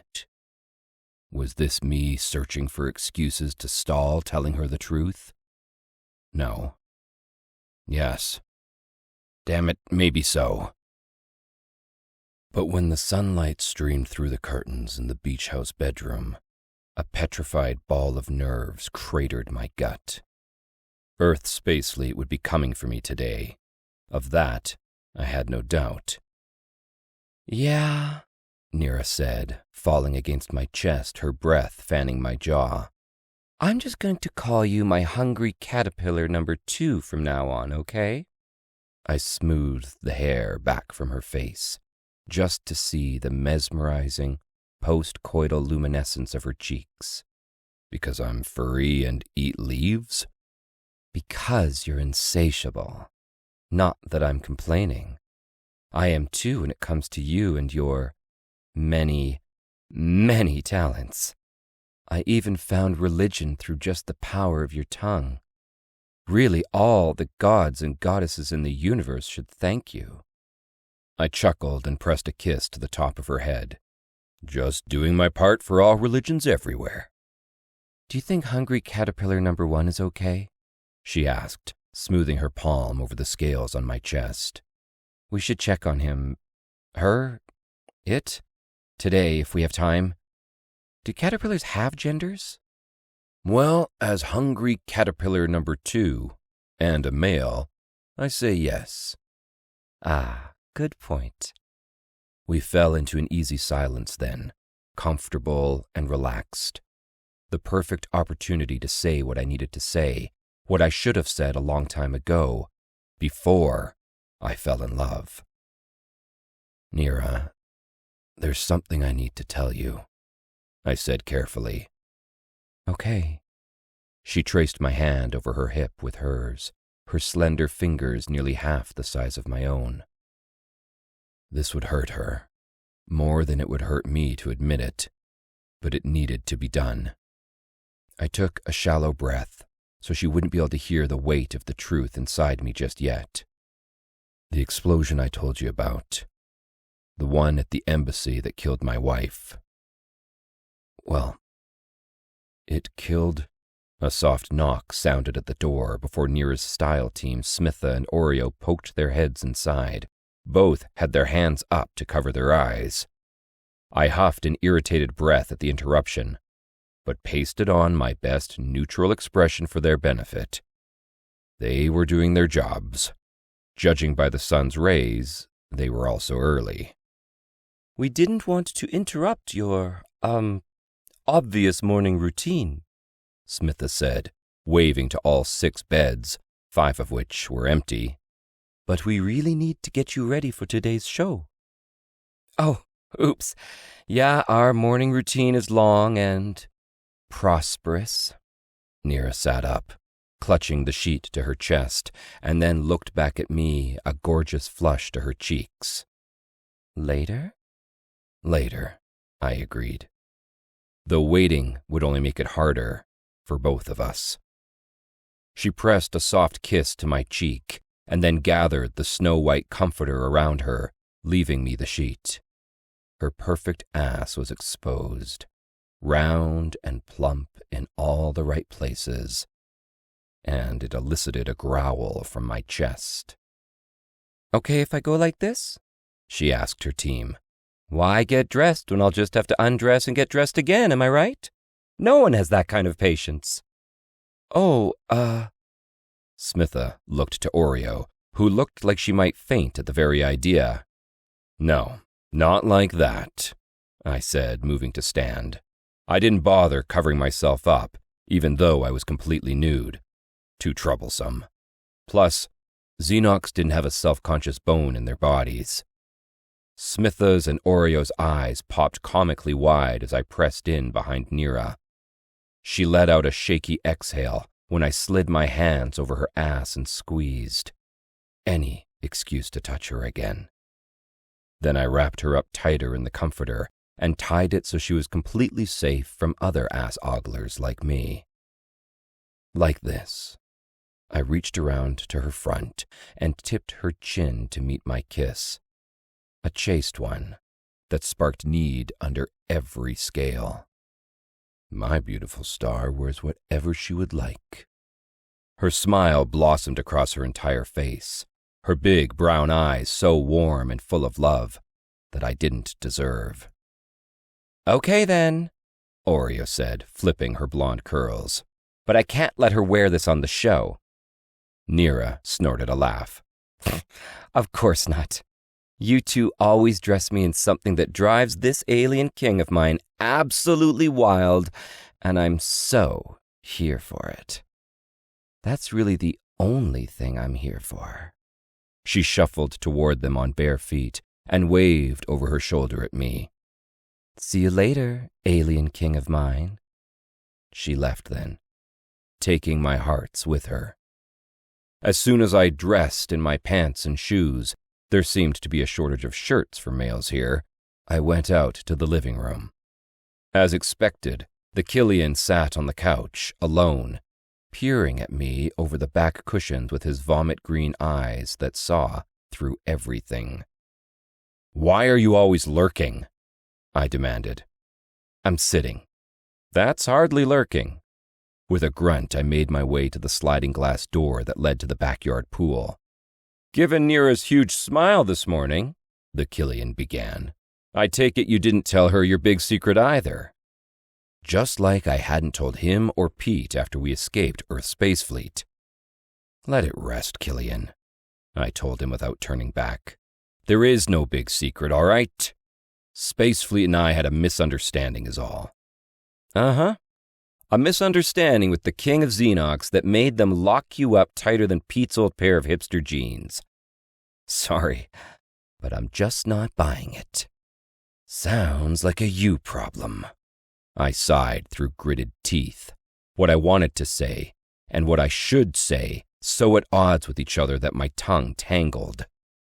Still, thanks for coming to get me. Hey, it's what sworn enemies do, right? In the glass's reflection, he stood from the couch behind me. But if you think they might be coming back for you, I can slit a few throats. There he went again, offering to do something freely without any asks for payback of any kind. For me, for Nira, for us. It unnerved me, just as it didn't surprise me. Neither would Earth's space fleet coming back to capture me. It likely wasn't a good day for throats. Chapter 11. Nira. It felt so strange being back on stage with everyone. Like I hadn't seen my fellow contestants in months, even though it had just been yesterday. Funny how a traumatic meeting could warp time into a clear division of before and after. Funny also that I was seriously considering going back to Rain to hear her out. Glutton for punishment or deranged masochist? Both. Clearly both. Judge, the fucker, sat alone on the male side of the stage. He was the lizard alien who'd screwed us over in the escape room by not helping us. Instead, he'd chosen to receive 10,000 credits. He looked nervous, like those dickish shenanigans might just send him home today. Bling came up the stairs then, saw me already seated in my hover chair, and with a pretty smile lighting her face, she beelined right for me. When she dropped into the seat next to me, her 3 boobs jiggled enough to draw the attention of those not yet ogling her. Especially Michael, standing on the opposite side of the stage, who had drooled himself into a puddle. I smiled, my chest warming for the two of them. "Hey," Bling said, touching my shoulder lightly. "You look like you feel a lot better today." Thanks, I sighed. One of the perks of a style team, strong coffee, and lots of great sex. She chuckled. "Well, I only have 2 of the 3, I'm afraid." If it's sex you're missing out on, anyone here would gladly drop their pants, hike up their dress, or spring their tentacles at you, I told her, patting her knee. Even me, if I swung that way. "Oh, I'm having plenty of sex. It's the coffee part I don't have. Hate the stuff, so bitter and dark that it gives me nightmares." Yeah. What to say to that after chugging 3 buckets of nightmare fuel just this morning? I'm sorry for your loss. That was all I could come up with. And I was seriously considering also telling her that this was grounds for divorce and we couldn't be friends anymore. I was joking. But not really, though. Bling burst into laughter. "I wish you could see your face right now. I love coffee. Obsessed with it. It's like a sexual fetish of mine." Silence immediately blanketed the stage as everyone tuned in to Bling's sexual fetishes and our once again flourishing friendship. The puddle of Michael practically vibrated closer to listen in. Oh, thank the coffee lord. I thought I was going to have to switch seats with someone. "Nope." She looped her arm through mine, guiding my elbow across the soft sequins of her top. "Please don't. But seriously, though, if you need to talk about anything, I'm here. Well, until I get voted off the show, that is." Thanks. I wouldn't even know where to start, but the idea of having her on my side anyway put a smile on my face. And then I saw Max nearing the stairs, and my smile grew wings. He was all grace and power, beauty and domination, all wrapped up into one irresistible purple-scaled alien warrior king who loved me. Little old broken Nira had his hearts, same as he had mine. When our eyes met, a perfect smile broke across his face like sun rays. My pulse exploded and a flurry of tingles chased over my skin. I had it bad for this king. So bad. On his way across the stage, he tipped up my chin and leaned down to claim my lips. The innocent brush of heat instantly sparked into an inferno that blazed a steady ache between my thighs. As if sensing what he was doing to me, he deepened the kiss and trailed his fingers down my jaw to my neck, and then farther into the deep V of my dress. We were quickly going from a light PG-13 voyeurism to rated XXX porn, and my horny self was very much on board. I arched into his touch for more just as he pulled away. "Is that a proper enough hello for my beautiful star?" he asked softly, his words breezing warmth over my lips. "It'll do," I said breathlessly. His smile returned, the one he reserved just for me, the sinful one that drenched my inner thighs. And then he turned his broody, warning scowl onto everyone else as he strode to his seat. Bling fanned herself. "It's like 56.2 degrees hotter here with you and Max." Interestingly, but not so much, Michael reformed himself out of puddle status and took his seat after Max did. With Michael, the lines blurred between mortal enemy and devoted friend toward Max. I could tell Max noticed too, because his scowl deepened. "Why the 0.2? I asked, only half paying attention to anything but Max. "I'm well aware of Xenox male's anatomy. Plus, I always carry a thermometer for accuracy." To prove it, she pulled one out of her skimpy, glittery top that had been tucked between two of her 3 boobs. "Okay." Bling was striking me speechless a lot today. "So you hide thermometers, and I hide guns up my dress. I'm pretty sure this has tipped the scales in our friendship's favor.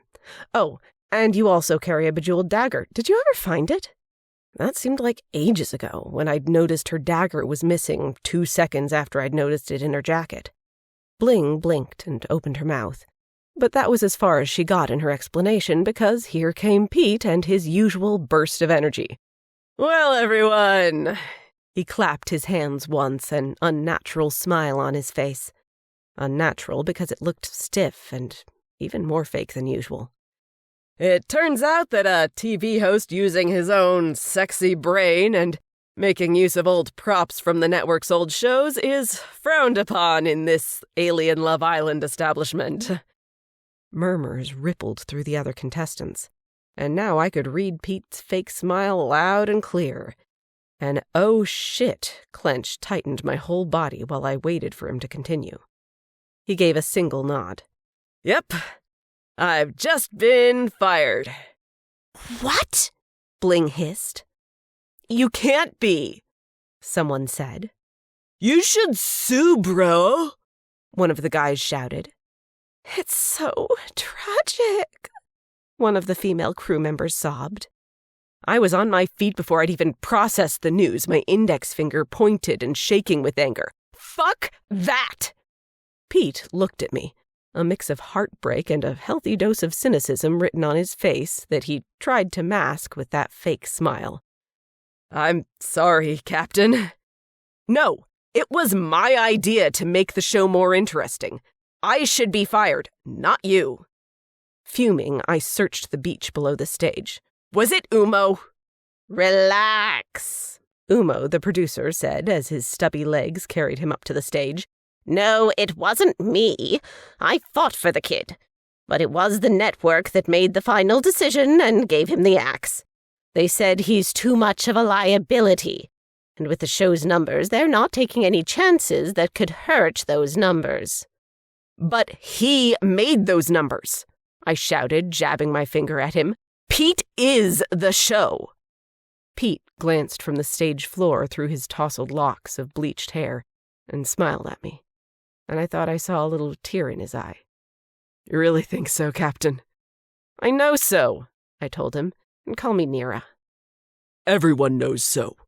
On the other side of the stage, Max stood too, his sheer size commanding all the attention. Without Pete, there is no show.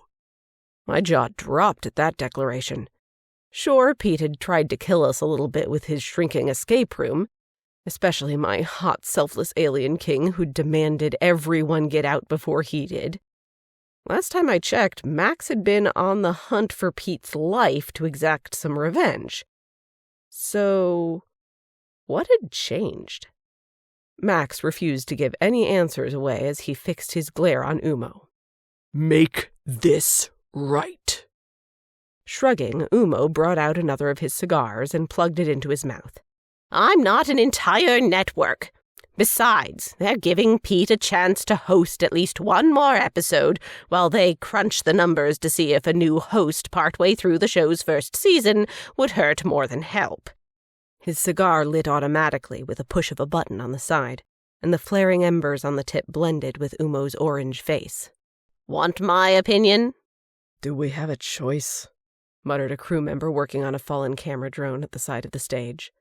There's no interest in a show, then mild interest, and then there's obsession. Umo puffed his next breath out in a thick cloud of smoke. Alien Love Island has surpassed obsession to mania. A dramatic pause while the sweaty, smoking orange man surveyed all of us. I'm not the network, but in my not-so-humble opinion, Pete's not going anywhere for the first season. A brilliant grin broke over Pete's face. You really think so? Umo patted Pete's stomach on his way toward the steps. You're good, kid. Cheers erupted. Some of the crew began weeping. Many slaps on Pete's back came from the guy's side, while the lady contestants flung themselves at him. Even me, though I was keenly aware of the overprotective column of scaled muscle who growled at the mere idea of anyone breathing on me. I didn't hear a peep from him, though, as I one-arm hugged Pete and felt his wet cheek against my ear. Thank you, Nira, Pete whispered. I didn't do anything. Yeah, you did. More than you know.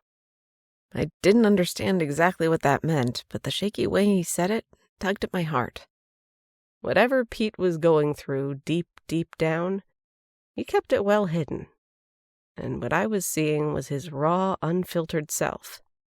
I had a feeling that few were allowed close enough to see it except for those he deemed worthy. My chest warmed. Funny how I'd once hated this show and everyone in it with a passion. Now, this stage sort of felt like my ship. Like home. I turned around, stunned at the realization, and found myself reaching toward Max. He was part of this new home. The biggest part. He caught my hand and grazed my fingers through his with a warm smile.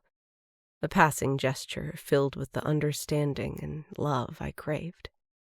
He had to know what I was thinking, what I was feeling, because he was surely thinking and feeling the same.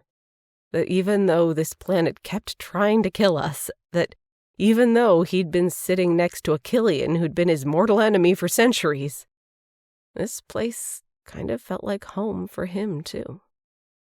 We were insane. We had to be. Either that, or it wasn't so much the place that you called home, but the people in it. And some of those people were the very last you ever expected to burrow their way into your heart.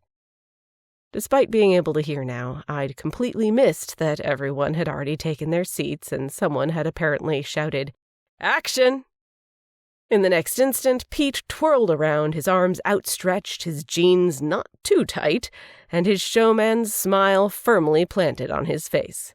Ladies and gentlemen, welcome to episode 5 of Alien Love Island! Chapter 12. Max. Nira wore a new expression today, one that only crossed her face when she flicked her gaze away from Pete and stared out across the sea to the cliffside and the pulsing beacon on top, which she was doing a lot. The expression clenched her jaw so tightly, it was a wonder her teeth hadn't turned into something akin to sawdust. Fire burned brightly in her dark, sad eyes, and she looked paler today, despite the careful application of makeup by her style team. I wished she'd tell me what had shaken her last night. Had she gone out there? Seen something? I also wished I would have told her what was shaking me. I'd had all sorts of chances, but hadn't seized a single one.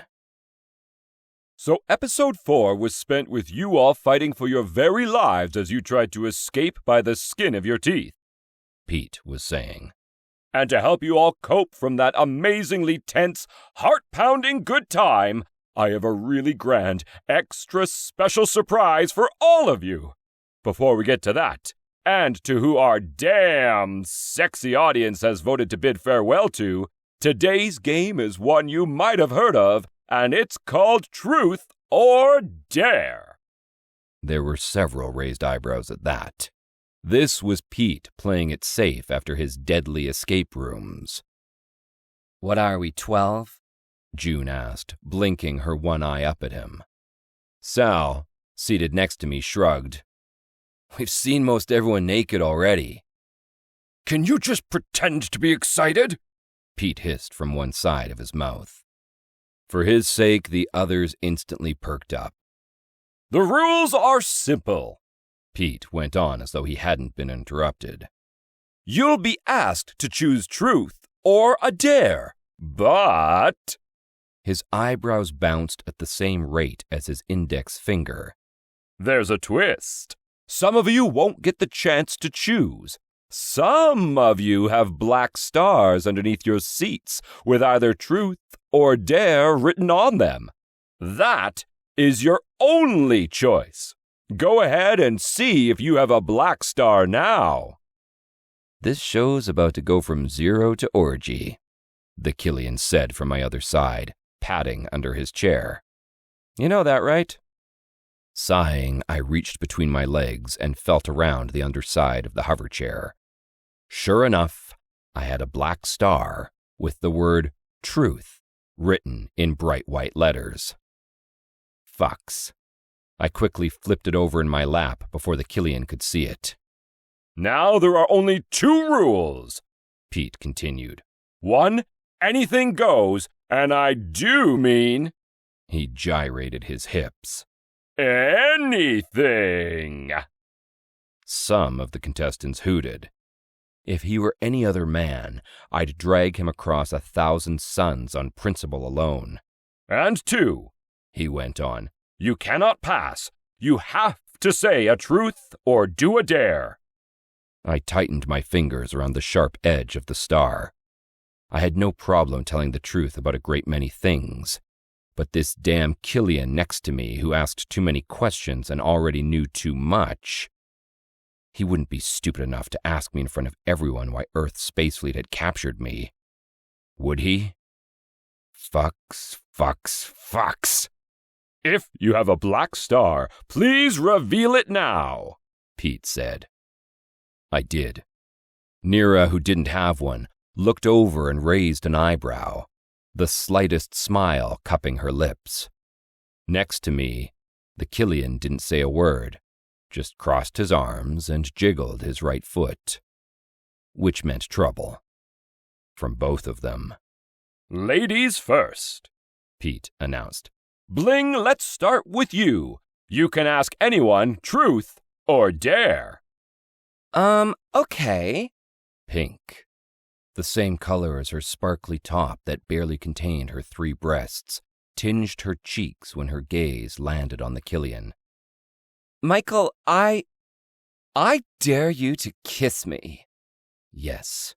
Distract him, scramble up his brain until he couldn't think straight. My pleasure.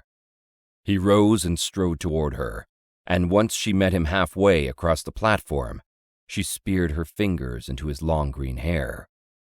As their mouths slanted over each other's, everyone cheered, while I fought off the urge to gag.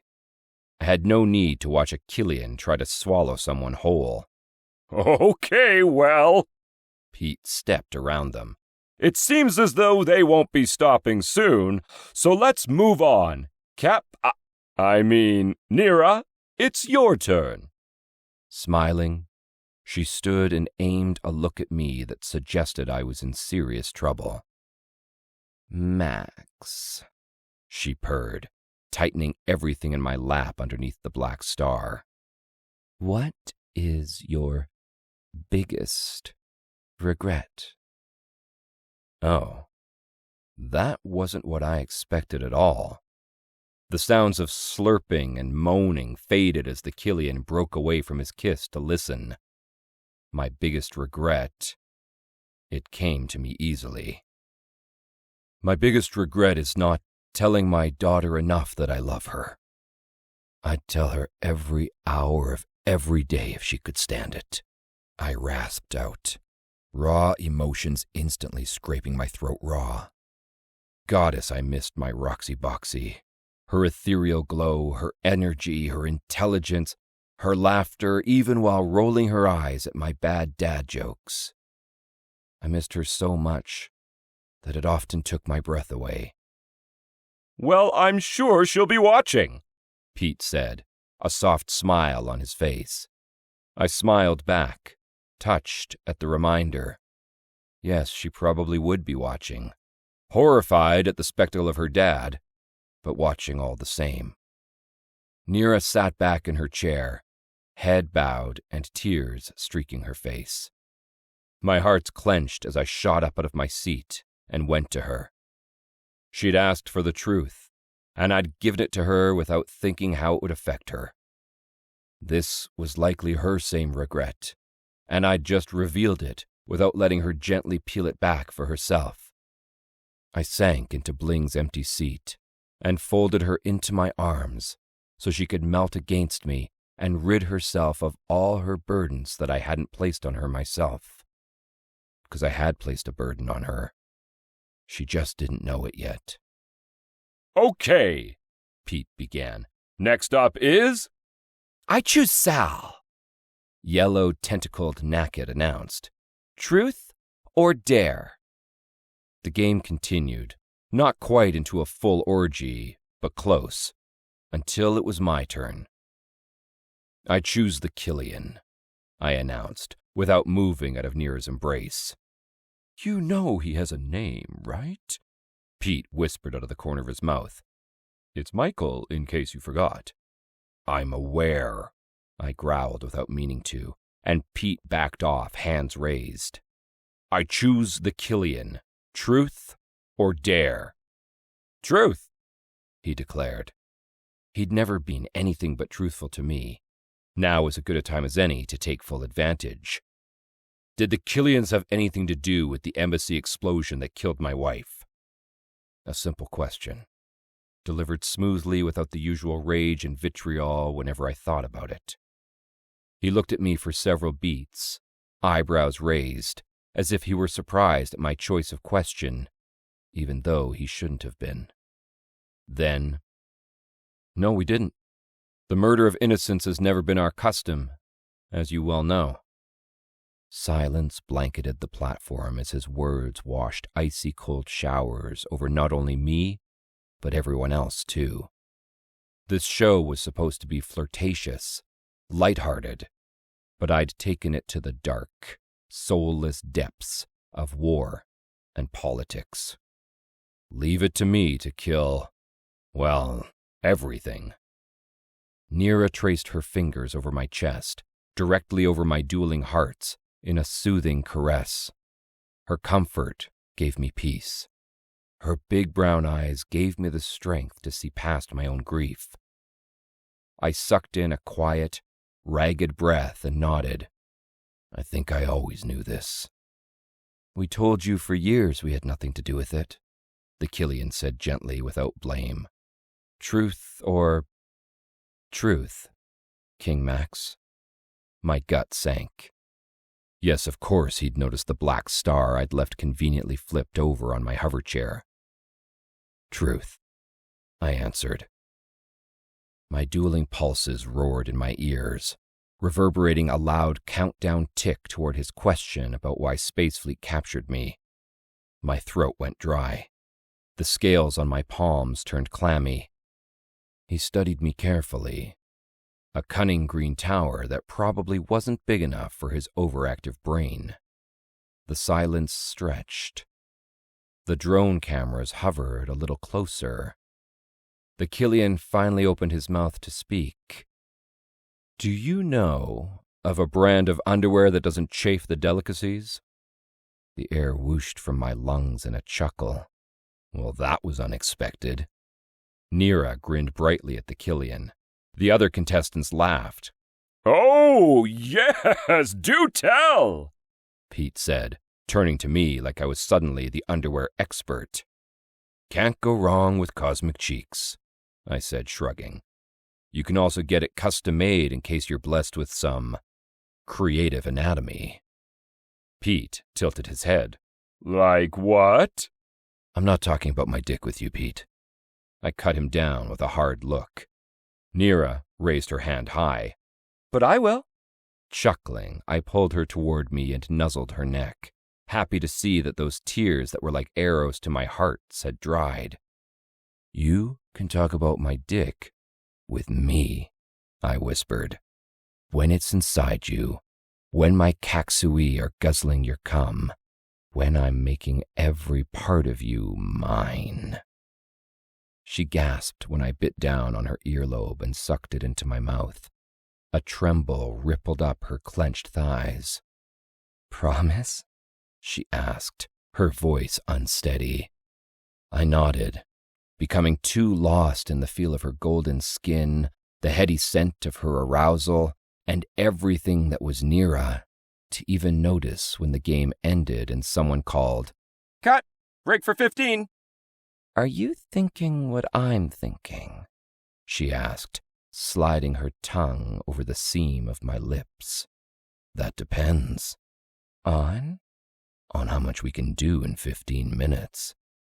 Oh, I think we can do it all. 15 minutes is a long, long time. I groaned into her mouth. So it is. Then let's go get her. It took a moment for my Nira-fueled mind to catch up, but even then I was lost. Her? Yeah, the spiky-haired woman who's always carrying a roll of wire with her left hand, so she looks like she's doing something. The one who was sent to find MJ and found an Earth Spacefleet handkerchief inside one of the bungalows. Let's go talk to her. She grinned and cocked an eyebrow. What did you think I meant? This woman. I was falling more in love with her by the second. Chapter 13. Nira. Time to get all the answers, starting with the least painful source. Gently, and with a baseball bat. For some reason there was one leaning against the bottom of the stage in the sand, so I took it. Weapons were everywhere on this planet.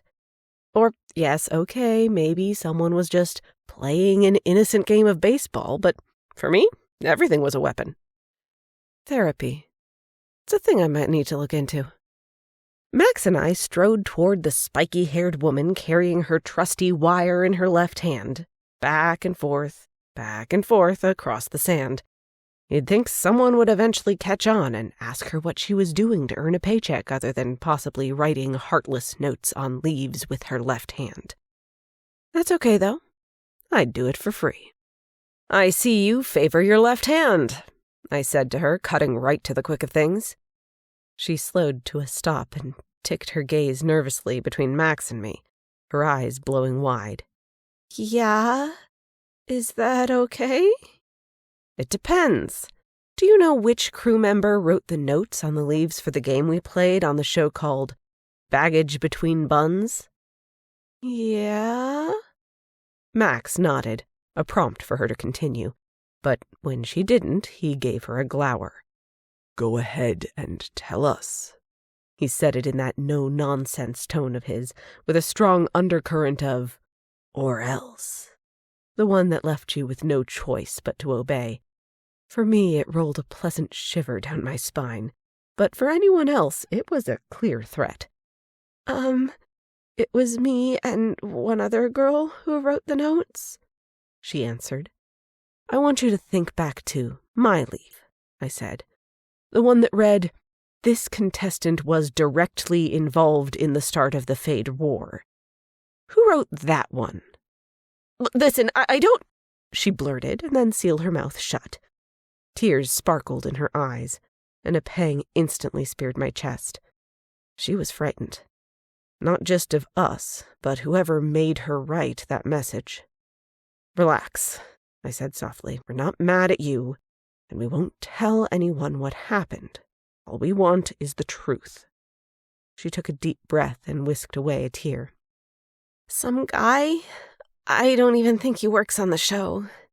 You don't think? Max hissed. I squeezed his hand as a message to ease up. What about this guy? He paid me 100 credits so he could write something on your leaf. My leaf specifically? She nodded. I didn't know what the message meant at the time. I'm really sorry. I shouldn't have let him. It's fine. I reached out and gently touched her shoulder as a brief show of solidarity. Now, what about this guy? What did he look like? Scary, she whispered, and then looked up at Max. Not as scary as you. My big, broody, scaly alien warrior king was scary? I hadn't noticed. What else? He asked, a little gentler this time. Human, tall, gray hair, but not old. Hazel eyes. I didn't like this description. Not one bit. You made me feel very uncomfortable, she admitted, wrapping her arms around her middle. Which is why I said yes. Me too. Because I knew that man. I looked to Max, who looked just as stricken as I felt. He knew it too. Somehow he knew that the man this lady was talking about was my ex-husband. Thank you, I said to her. You won't tell anyone? You have my word that I won't. She exhaled a shaky breath, nodded, then started to turn away, but decided not to. You know, you two are my favorite couple. Everyone I know is rooting for you. I smiled. Thank you. I'm kind of rooting for us, too. Max watched her walk away with narrowed eyes. Not only does he know you're here, he knows you're on the show. He knows what games you're playing, and he probably knows where and when you'll be eating. Yeah, I sighed, suddenly exhausted. But what's with the emotional blackmail? If he wanted to poison me, then just do that. He could have saved himself 100 credits and just as easily not written that leaf note for me. Nira, is he capable of trying to kill you? He asked, his voice such a low growl that I almost had a hard time hearing him, even with working ears. See, that's the thing. I shook my head, trying to rattle out the truth behind all this new information. Making me feel like shit? Oh, absolutely. But poisoning me? Or even have someone else do that for him? No, that's not him. I lived with a man for almost 6 years, and we felt the same way about each other. He was the father of my child, and I was the mother of his. That's it. Sounds very mechanical for a marriage, Max said with a twist of his mouth. I grinned at that and his obvious disgust. You can say unhappy, it's okay. But once we had a child together, we were bound in a weird, kind of sacred way. Even now, if that makes any sense. It's why I didn't want you to go and hurt him after I came back from visiting the Space Fleet bunker. His heavy exhale breezed over my face as he grazed his finger over the healing cut on my cheek, now covered in makeup, that had been courtesy of Mike. What if one taste for blood is all it takes for him to snap? Well, he didn't lick my face after he cut me, Max, I said wryly. Look, he wouldn't hurt me physically. If he knew someone was trying to hurt you physically, would he put a stop to it? He demanded. I opened my mouth to answer, but it turned out I didn't actually know that. I mean, I thought I did. If it meant getting his ship and crew back, just how far would my ex go? Far enough to let someone else put barrier fish on my plate when it's known to kill humans? Okay, so you might have me there, I finally admitted. Shit. Why don't we just go ask him? He growled, turning in the direction of Space Fleet's bunker. No, wait! I spun around in front of him, stopping him with my hands on his perfect pecs. Just like last time he was pissed at Mike, he kept going and slid my feet backward in the sand. Only this time, I was wearing stilettos instead of military boots. Fun fact, stilettos don't slide in sand. They dig in with their spiky heels and then snap off. My broken shoes flew one way, I flew the other, sailing backward until two big scaled arms scooped me right out of the air before my ass hit the sand. Would you believe me if I said my middle name was Grace? I asked, flinging my arms around his neck. I would, actually. Smiling, he kissed the tip of my nose and set me on my feet again. Are you all right? Fine, unless Oreo is watching us. I glanced down at the busted heels and wondered if tree sap might glue them back together. But Oreo might kill me twice for that. Max gazed over my head. She's not. Good. Crisis averted. For now. Both of them, it seemed. My accidental distraction had proved successful. Max was once again not going to kill my ex-husband. But of course he wasn't finished thinking about it. Sperm donor or not, Nira, what kind of grown man blames an intergalactic war on his ex-wife with a cowardly note? He knows damn well what caused the Fade War. Your Lucy was his daughter too, so he didn't just forget. He knew that it would be read on a TV show to broadcast that fake news and to change the whole narrative of the war. Now, why would he do that? I don't... I shook my head at the cliffside beacon, peeling back only certain memories of the night Lucy died.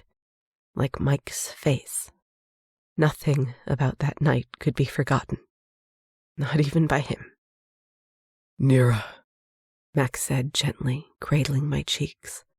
I didn't even realize how chilly I'd become until the warmth from his palms fused to my skin, penetrated my bones, and chased away a brutally cold shiver. His violet gaze claimed mine, the lightning bolts within two powerful anchors that would help keep me from drifting too far into that night. You keep looking up at the cliff. His fingertips caught a few stray tears and smoothed them away. Did you go up there? I nodded. Rain is there. He sucked in a breath, his eyes widening. What? Did you talk to her? What did she say? What did you do? I tried to kill her. I shrugged, super casual, because the whole thing still felt like a dream. We talked in circles for a while. She turned off the static in my head that was interference for the trackers Mike inserted in my ears. She also showed me proof that if I find out the truth, whatever that may be, I will be a problem. Why? I don't know. I left before I could hear the truth because well, it turns out I was too afraid to listen to her anymore, but I... Oh, goddess, Nira. He wrapped me up in his arms and exhaled loudly, like he was deflating underneath the pressure of my word salad. I can't imagine what that was like for you, to see her again. I couldn't either, which was why I still felt so numb about it. But his acknowledgement to that fact burned more tears out and melted me into him even more. Do you want to go back there? He asked gently. Do you want to hear more? No, but also very much yes, I finally decided, and nestled even closer into the comfort of his chest. I hope that clears everything up for you. It does. he whispered, rubbing the center of my back. Do you want me to go with you? Would that make it harder or easier? That he'd even offer swelled my heart so much for him that it ached. He was so giving, so selfless, and I loved him even more for it. How that was possible, I had no idea, but the alien warrior king had fought his way past my defenses and now owned me heart, body, and soul. Easier, I breathed into his scales. Everything with you is always easier. You're saying all the right things to me. I just want you to know that. He smoothed his hand over my hair and dropped a kiss on the top of my head. I would do anything for you. You know that. I do. And I would do anything for you. I pulled back and slipped my hand into his, struck with an idea. Follow me. Are you taking me to see your ex? Because I don't think I have enough machetes. Somehow a laugh tripped out of my tear-choked throat. This will be better than seeing my ex, I promise. I figure we have about 5 minutes. 5 minutes to do what? I shot a suggestive grin over my shoulder, hurrying my steps. You'll see. His gaze dipped to my lips, and ravenous hunger sparked across his face. If you're thinking what I'm thinking, 5 minutes won't be near enough time. Then we'll be late. Once I had him right where I wanted him, I turned and pushed him against the side of the beach house, already grinding. Just how late do you think we are? He asked, flicking his scaled tongue over my upper lip. I don't care. But that wasn't quite true. I was curious about this great surprise Pete had spoken about, even though his last great surprise had nearly killed us. But okay, let's get back. Once everything was tucked and secured to cover up what we'd done, we headed back hand in hand. The crew members looked downright hostile when we returned, but we weren't the only ones missing.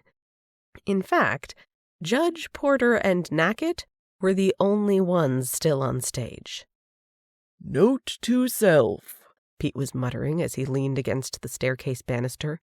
No more pre-orgy games like Truth or Dare, because what I just saw can't be unseen. What did you see, Pete? I asked, not even a little concerned that he'd seen us. Because, let's be honest, Max and I gave very few fucks about when and where we stripped for each other. When the need arose, we couldn't help it. Let's just say that I will never look at black cardboard stars with the word dare on them the same way again. I laughed, feeling much lighter than I had in a while. Funny how love and being on a reality TV show could make things so much better. I still missed my crew, my ship, and my major. Though honestly the only thing I missed about Earth Space Fleet itself was the boots. My feet were killing me.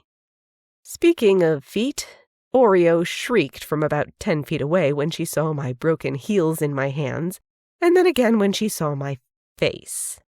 She converged on me at top speed, Smitha following right behind. What's wrong with your face? Your lipstick is everywhere but on your lips. She took my hand and dragged me away, hauling me behind her. I laughed again, imagining what I must look like post-blowjob. Super classy, no doubt. Sorry about the... But Smitha cut off my apology with a severe shake of her head and a 5-alarm warning look before she took the broken heels from my hand and tossed them into the sea on our right. Well then, never mind. They both fixed me right up inside a pop-up tent along the beach, and when Oreo's back was turned, Smitha replaced my shoes with a replica pair. Won't she notice? I whispered. She's too pissed about your lipstick. If she saw your broken shoe, she'd go full bat.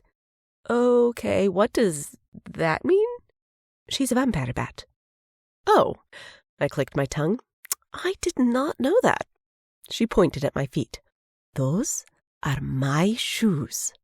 I'll guard them with my life and my baseball bat. Don't worry. Am I good to go? Only if there's no more canoodling, Oreo shouted on her way out of the tent. Yeah, you're good to go. Chuckling, Smitha crossed her slender arms and leaned against a tent pole, her dark gaze trailing behind Oreo. With both of them out of the way, I had a view of the TV perched against the far wall on the top of a low stand. The ticker running on repeat below read, "Yo, editor, what's this shit have to do with the show?" The scene showed Pete crawling through. I sucked in a breath and shot to my feet. Were those the air vents in Earth Space Fleet's underground bunker? Whoa! My head swam, the world tilted. I plummeted to the ground. Chapter 14. Max. I wasn't sure how to feel about the possibility of meeting Rain, the Fade who'd saved my life and taken another's. Would she say anything about me in front of Nira?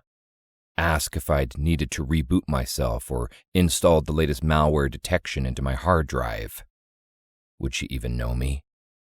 I'd never met her. All of our communication had been over email, but it wasn't exactly a secret that I was the king of Xenox. She would know me, I decided, but she wouldn't bring up what she'd done to help bring me back to life. Not in front of Nira. Their complex relationship, if you could even call it that, was already straddling a single weak thread of a spider web. If Rain were really trying to help her, she wouldn't do anything to hurt or sabotage that relationship. But if Rain blurted the truth out first thing, then so be it. I'd just have to explain everything to Nira before that happened, like I should have already done a long time ago. Fucks, I muttered, tapping my fingers on the platform's railing. Something on your mind? The Killian asked from behind me. Always there. Always watching. I shook my head at the gilded clouds. The setting sun had spilled the last of its vibrant ink across the sky, and below the platform, the crew scrambled across the sand to set up giant lights while we all waited for Nira. Just thinking about truth or dare, I lied. Is that something you do often? The Killian snorted. 'Cause that's a little weird. You had the widest, clearest opportunity to ask me for the truth about Earth Space Fleet capturing me, I said, keeping my voice low. And you didn't take it. Why? He came up next to me, his footsteps shuddering the wooden planks beneath us. That particular truth, whatever it may be, isn't for me to know first, is it? No, I admitted. Then that question wasn't for me to ask. But why? You could have had the king of Xenox cornered on every view screen in the universe to make us look weak. To make me look weak in front of the rest of the Killians. With one simple question. Only it's not so simple. He propped his big green arms on the platform's banister and looked out at the sunlit sea. I had a funny feeling that the answer would be too big to fit inside one 42-minute episode of Alien Love Island. For the first time ever, I laughed in front of a Killian, one that came from deep within the hollows of my soul. It was strange. So was the budding grin on his face. Way to look out for the show's best interests, I told him. But then a shout stalled my breaths. We need some help over here. It was Smitha, waving her arms frantically from outside the tent that Nira had gone into. Smitha's alarmed face spiked every scale on my body alert. Nira. Without hesitation, I launched myself over the platform's railing and dropped to the sand 6 feet below. My heart beat like anvils against my ribs. I ran as fast as I could, but the sand sucked at my feet so that each step felt like a laborious slog. Worry and tension chased all my thoughts faster than my legs. Nira. What was wrong with my Nira? As I neared Smitha and the tent, it vaguely registered that more feet pounded after me, big and small, the Killian, and Bling. And Pete, rounding in from the right, his face stricken. What happened? He asked Smitha breathlessly.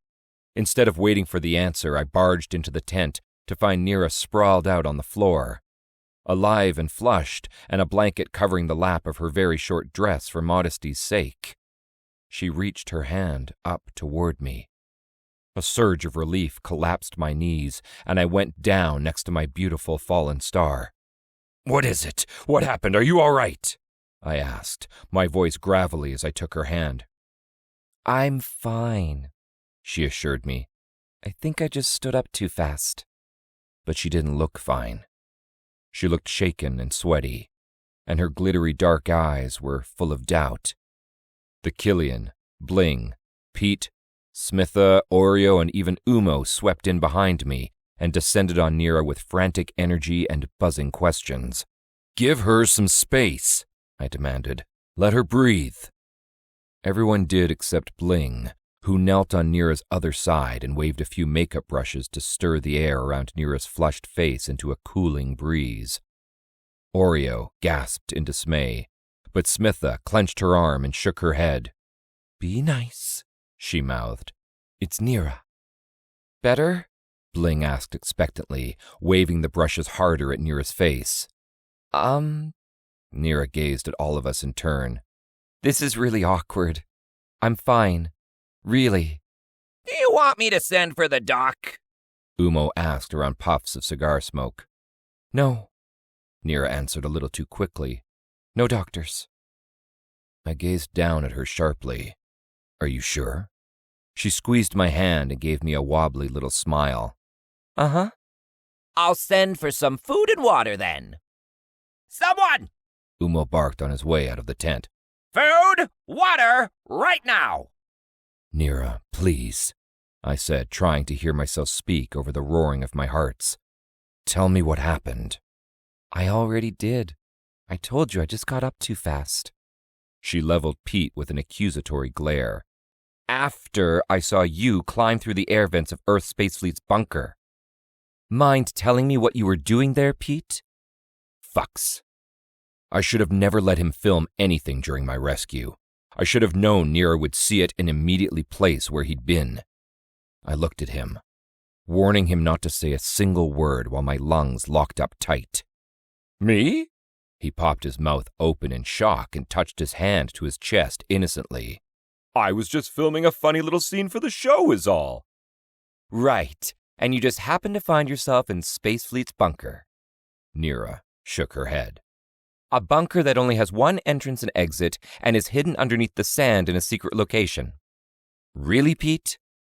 "Wait a minute, can we back up?" A wrinkle formed between Bling's brows as she switched her waving makeup brushes to the other hand. "What's Space Fleet doing here? Are they part of the show?" "Nira, you should rest," I told her, squeezing her hand. "Don't worry about Pete." He heaved a nervous chuckle as he backed toward the tent's exit. Yeah, don't worry about me. "Pete was with me, Nira," the Killian announced. His large green arms crossed tightly. He looked dead ahead at her, not meeting my warning look at all. Had he changed his mind? Would he tell? A bead of sweat slipped down the scales on my temple. "We saw some Space Fleet officers coming out," he continued. "So we decided to go in and explore." Her eyes narrowed. "Explore the air vents, you mean?" The Killian rolled his bare shoulders in a shrug. "Naturally. Who doesn't do that?" Nira bobbed her head slowly. "You and Pete together. So you two just hang out now all of a sudden?" We've bonded over our love of sneaking into places we shouldn't, Pete told her, spearing his fingers through his bleached hair. It's our passion, our dream fulfilled, our shared— "Absolutely not," the Killian said, drilling him with a look of disgust. "You ever string words together like that again, and I will dip you into a vat of boiling oil face first." Pete seemed to sink into himself a little as he scratched the back of his neck and twisted his mouth into a wry smile. Understood. But Nira? "Yes, Pete?" she said. What was it specifically about the air vent that you recognized as Earth's space fleets? I'll make sure whatever it is blurred out before the episode is aired, So no one else knows? And my sweet ass doesn't go to jail for trespassing. It was the ESF engravings on every duct panel. Okay, so that's going to be a lot of blurring, but hopefully it won't interfere with this smoke show magic. He gestured to himself from head to toe with wriggling fingers, his eyes far away like he'd forgotten we were here. The viewers are going to love it! Thanks, Nira. He slapped a tent pole twice and then darted off into the twilight. Bling leaned past Nira to gaze after him. Is he okay? No, the rest of us said in unison. Had Nira bought any of that? Because some of it was true, minus a few very key details that involved me. Whether she believed it or not, she suddenly looked exhausted. Has this happened before? I asked her, returning the focus back to where it should be. You standing up too quickly and then falling down. Well... She bit her bottom lip rather than speak her mind. An uncharacteristic thing for her to do. A crew member rushed into the tent then, completely out of breath and carrying 2 full platters of food and drinks. Someone's dying but requested to be fed first? Nira raised her hand with a chuckle. That's me. Here. Bling whisked all of the makeup and brushes and styling products off of a short table with one sweep of her arm. You can set it here. Oreo screeched and stalked off, Smitha struggling to keep up with her. What do you want to try first? Bling asked Nira, perusing the selections on the trays. Dead pig or dead... What is this? She held up a slimy disc that vaguely resembled meat, but had no physical qualities to suggest it really was meat. Dead plastic? The Killian asked. Humans call that lunch meat, I told them, plucking a piece of bacon from the tray and offering it to Nira. Here, eat. Sometimes I feel so sorry for humans, the Killian muttered. Nira shook her head at the proffered bacon and sealed her lips. I'd take some water, though. I once saw you devour 2 plates of bacon, I said, my voice scolding, uncapping one of the cold waters and handing it to her. You won't eat even a little? Nira took a deep drink of her water, the long, smooth column of her neck on perfect display as she did. When she finished, she rubbed the back of her hand over her lips, set the water down next to her, and returned her hand to mine. My chest warmed and swelled, my emotions both expanding and coalescing at the smallest loving gestures from this woman. Goddess, I was lost to her. Completely spellbound. I was envious of the time I hadn't known her, and of the time I'd wasted while trying to resist her. Smitha and Oreo fed me earlier, she shrugged. They had cupcakes. So you had a sugar crash then? Bling nodded. That might explain the dizziness. I'm all good now. Promise. She looked over at me, squeezing my hand. Help me up? If she was all good, as she'd said, why did she need my help standing up? But of course I obliged her, taking both of her hands in mine, rising, and making sure she was steady on her feet. Okay? I asked her. She nodded, unable to meet my eyes for more than a second. Ready to head on back? Another nod. Why don't the 2 of you go on and we'll catch up? I told the Killian and Bling. Bling reached out and squeezed Nira's shoulder comfortingly.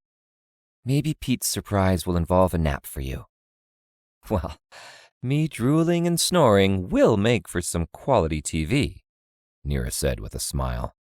Chuckling, the 2 of them sauntered off, finally leaving us all alone. As she watched them go, I traced my fingers under her chin and gently forced her to look at me. What happened? I demanded, my voice soft but stern. I'm not sure yet, she said, wrapping her arms around my back. But thank you for loving me enough to care. Always. Her use of yet drew my face into a frown, even as I inhaled her sweet scent and held her closer. But before I could question her, she threw me for another loop. You said that the bishops are helping you find out who killed your wife. So, shouldn't you have known that the Killians didn't do it? If the bishops have truly been helping you all this time, why haven't they figured it out? Because they truly weren't helping me. I'd lied to Nira to give an excuse about why I wanted Earth Space Fleet's Fade-detecting weapon. I'd refused the bishop's offer to draw out the Fade War as a double agent, help the humans and help them. In exchange, they would use their advanced technology to help figure out who killed Bex and nearly killed me at the embassy. I'd refused because my loyalty was to the Xenocs, and to the humans too, since they provided the Xenocs with wives in exchange for aiding their war against the Fade. Yes, I said with a sigh.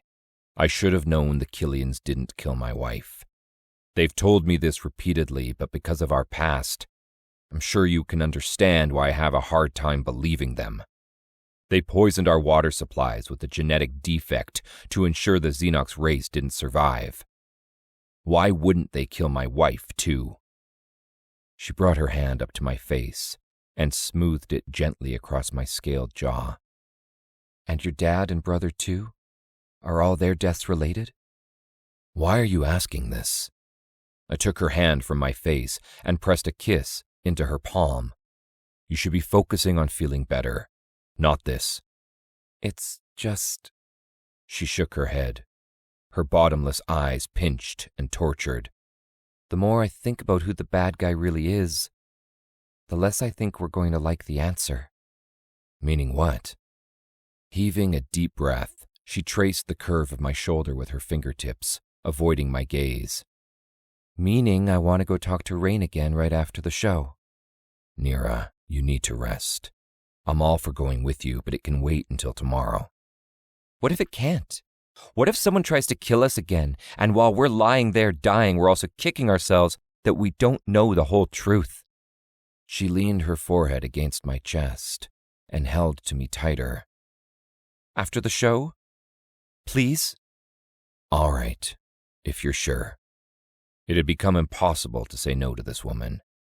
Yet, a feeling cinched up my nerves and crawled up the sensitive scales at the back of my neck. Just as I was keeping something from her, Nira was keeping something from me. Chapter 15. Nira. So, this was a little awkward and stupid. So stupid that it's proof evolution works in reverse, all because of me. You're welcome, scientists. Call it intuition or whatever, but I might have a little problem. I don't get dizzy. But when I do, I find out I'm pregnant 2 weeks later. That's exactly how it happened with Lucy.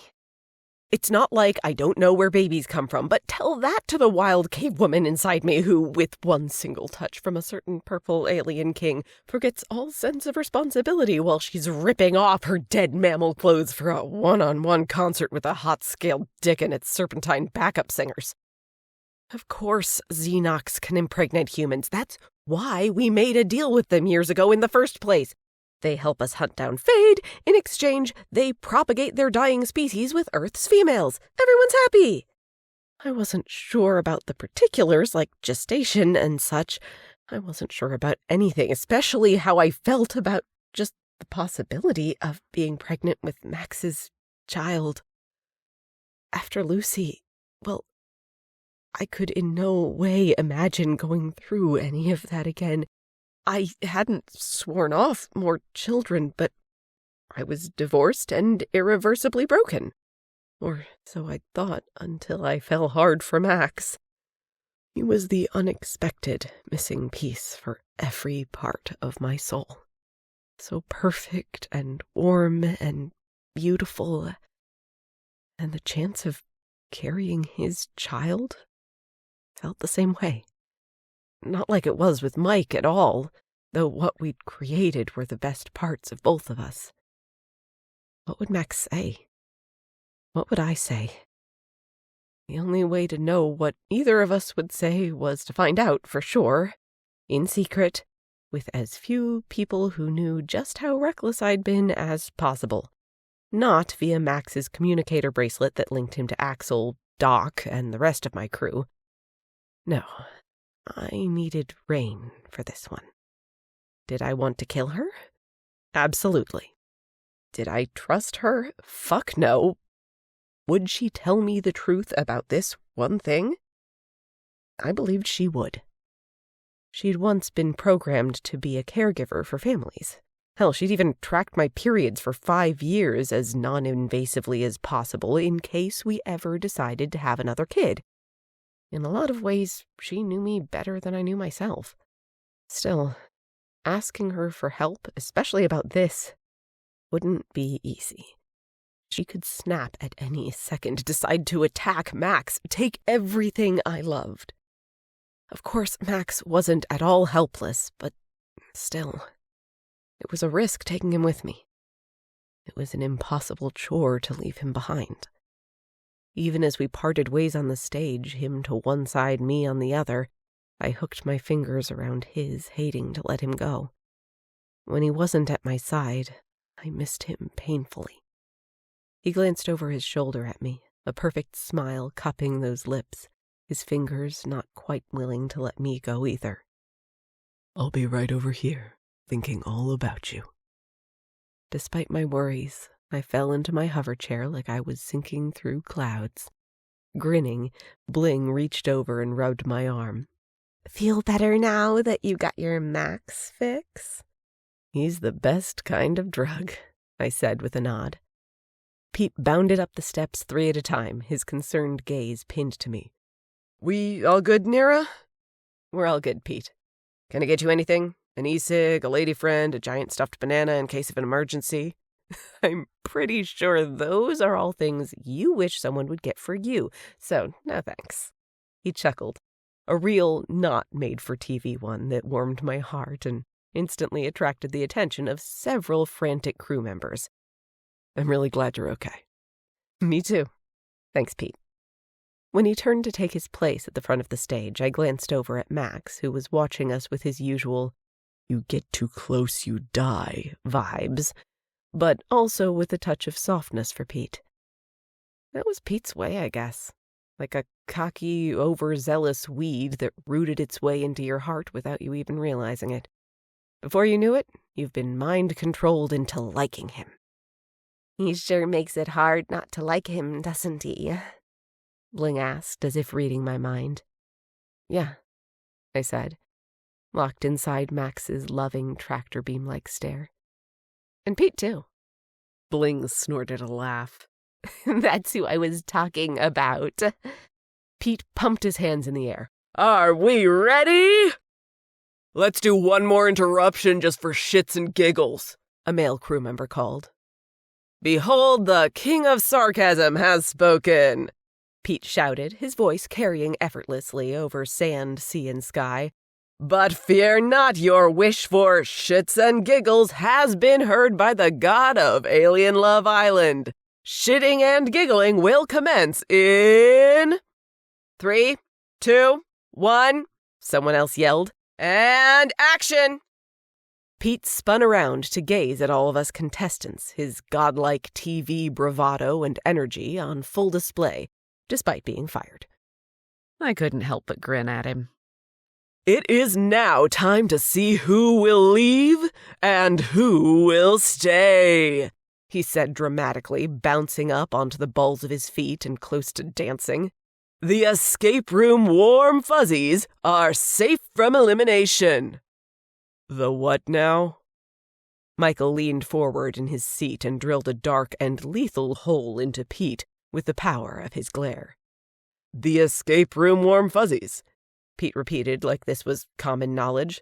You have to admit it's an unforgettable name, and we didn't have time to think of anything else. I won't ever be admitting that, Michael told him. Bling leaned past me to smile at him and also to reveal a lot of her triple cleavage. There were some warm fuzzies, though, weren't there? Boob trance activated. Michael went silent after that and melted into yet another puddle of drool. Bling sat back in her seat with a satisfied little butt wiggle. Okay, well anyway, the breakout dungeon fiery booms are on the chopping block. Who will it be, ladies and gentlemen? Who will be packing their bags? And who will be staying to find out about this massive, bulging surprise I have for all of you? Pete gazed directly into the nearest hovering camera drone. Can you feel that? The anticipation. Is it killing you like it's killing me? Huh, baby? You feel that, don't you? I snorted into the back of my hand, my eyes stinging. He came closer to the camera and pressed his lips to it. Welp, I'm pregnant, one of the offstage crew members announced in a whisper. That only made me laugh harder, even though I, too, might be pregnant. Tears streaked down my face, the happy, semi-hopeful kind, rather than my usual. Who knew that reality show therapy was the best kind of therapy? Pete winked into the camera. Put your clothes back on and let's see who's going home. The big holographic screen floated up from the stage, already calculating numbers by the fiery boom's names. It's so nice not to have to worry about going home, isn't it? Bling whispered. I nodded. It felt like I'd been here so long, I almost couldn't imagine going back to my old life, for a number of reasons. Ah, it's Porter and the Sleeping Beauty Lioness twins who got the least amount of votes, Pete said with a roll of his eyes. Pack your bags and get out. Wait, both of us? One of the twins screeched. You're a package deal. I don't make the rules now. Hit the road. So sorry to see you go. He wiggled his fingers at them like a mockery of a wave. Bye. The other twin shot up out of her seat and posted her hands on her hips. Rude, Pete. Yeah, well, rude is putting pepper and jalapenos on the inside of my pillowcase last night, but you don't see me complaining, do you? Pete fired back. And yes, I know it was you because I found fur balls all over my bed. Literal fur balls that came out of your mouths. Who even does that? Is that the equivalent of pulling my pigtails? He flipped his head and smoothed his imaginary pigtails while popping his hip out dramatically. Everyone laughed, even Max. God, Pete was good at this. You tried to kill us, one twin shouted. They looked so much alike with their matching spots and long furry tails that even if I did know their names, I wouldn't know which was which. He jerked his bare shoulders in a cavalier shrug. You both stayed asleep while tied to your chairs. You never even made it to the breakout dungeon. I'll sue, the other twin yelled. I'll sue everyone on this show. Everyone, you hear me? Everyone! Crew members came to escort them all off the stage. Yeah, we hear you, miss. I signed a contract saying I wouldn't sue. We hear you loud and clear. Pete saluted them while they squabbled their way down the steps. It was then that I happened to glance down at the empty seat next to me and found a written script on a small holographic view screen of everything that had just transpired. Word for word, action for action, beat for beat. I laughed and shook my head at how absolutely bonkers this show was. And then, with the subtlest, delicatest of coughs, I flipped the view screen to the stage floor so it landed underneath the hover chairs, face down. No one noticed except Pete, who shot me a secret smile. Now that that's over with, he said with a flourish of his hands, I can now tell you the news that you've been waiting for. That Elvis 6.0 is alive? Nacket asked, all seriousness. Pete slid her a confused look. Elvis 6.0 is alive. Nacket threw up her tentacles in disbelief. Since when? Since 108 years, 4 months, and 6 days ago, Bling said smoothly, like all that had just happened to be on the tip of her brain. Keep up. Damn, that's hot, Michael said to her, reforming himself out of his drool puddle. Is it weird that I want to lick your brain? Bling giggled and turned a lovely shade of pink. That comes later, Michael. Oh my God, these two, they were so perfect for each other. Can I get back to my big surprise, please? Pete asked, eyeing us all with impatience. Now you're going to want to stand up for this and arrange yourselves in a circle.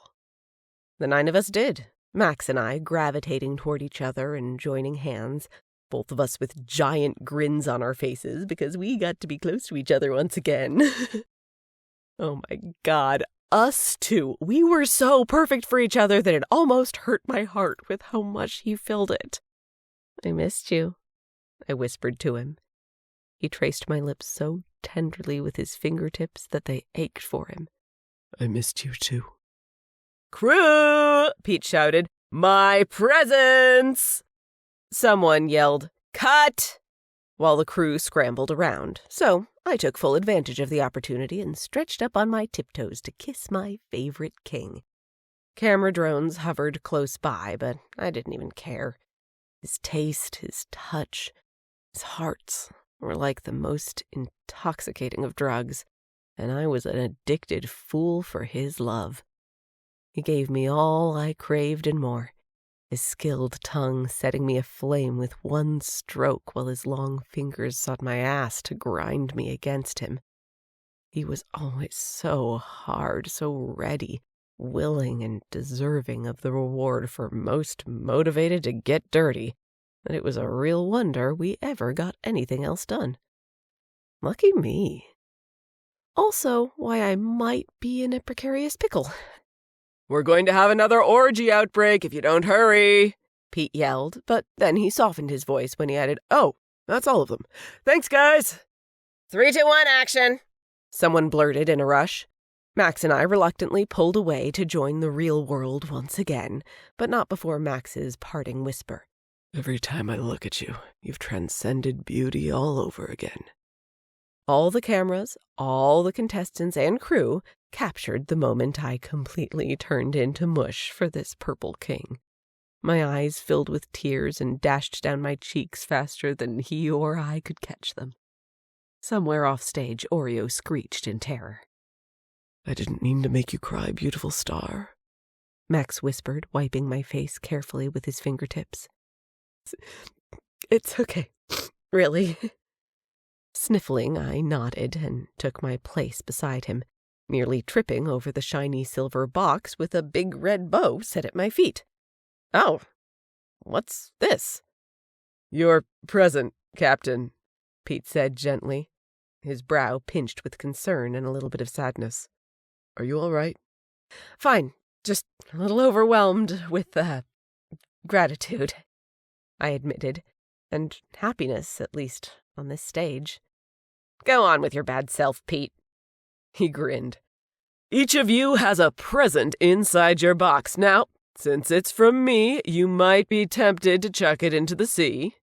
I can't wait to not do that, I murmured. At Max's warm chuckle, I added, I love presents. His purple lightning eyes widened. I've officially taken note of this for the future. My whole body fizzed with excitement, mostly at his use of the word future, but also at the possibility of presents from him.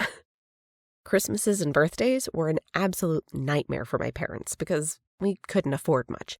So they'd take my gift apart and wrap each individual piece to make it look like the wrapping paper factory existed on our farm and make my gift pile taller than I was. I adored my gifts, but mostly I adored them for making me feel so special. You might also be tempted to trade your present with another contestant's, Pete continued, sauntering into the center of the contestant circle. That's allowed, but no peeking inside anyone's boxes. And if that sounds sexual, it's because it definitely is. Max leaned down to pick up his gift, which was a replica of mine right down to the detailed silver stitching on the red bow. Do you want to trade? Yes, no. Smiling, he skimmed his thumb over my jawline. Thanks for clearing that up for me. You're welcome, I said, side-eyeing his present. Do you want to trade? He held his box out for me. and I both shook my head and reached for it at the same time. Bling and Michael were trading theirs, but I'd already cried all over mine. I'm good, I decided, clutching my box closer. You sure? Mm-hmm, I squeaked out between my tightened lips. Max's warm chuckle sighed against my cheek. Let me know if you change your mind. Everyone ready? Pete called. Open your presents now! I ripped the lid off mine and found a black envelope lying at the bottom with the words, "You're invited," written elegantly across it. Oh, invited to what? June asked, blinking her one eye down into the box. Pete, did you give us all the same present? I demanded. He threw his head back and laughed like a maniac. All that pressure for nothing, Max said with a shake of his head, and I had to wonder if he was secretly talking about himself. Does my Max love presents too? I asked as I violently tore open the envelope, the pretty paper tucked inside and nice handwriting be damned. Your Max has always had an obsession for unwrapping beautiful, shiny things, he murmured into my ear. Especially those named Nira. I am pretty shiny, though, aren't I? Don't forget, very, very sexy. I smiled up at him. Not only did his words make me feel like the most stunning female on this show, but the way he looked at me did too. Like I was the center of his universe, a shimmering ball of starlight that made him glow from within. Funny that I felt the exact same about him.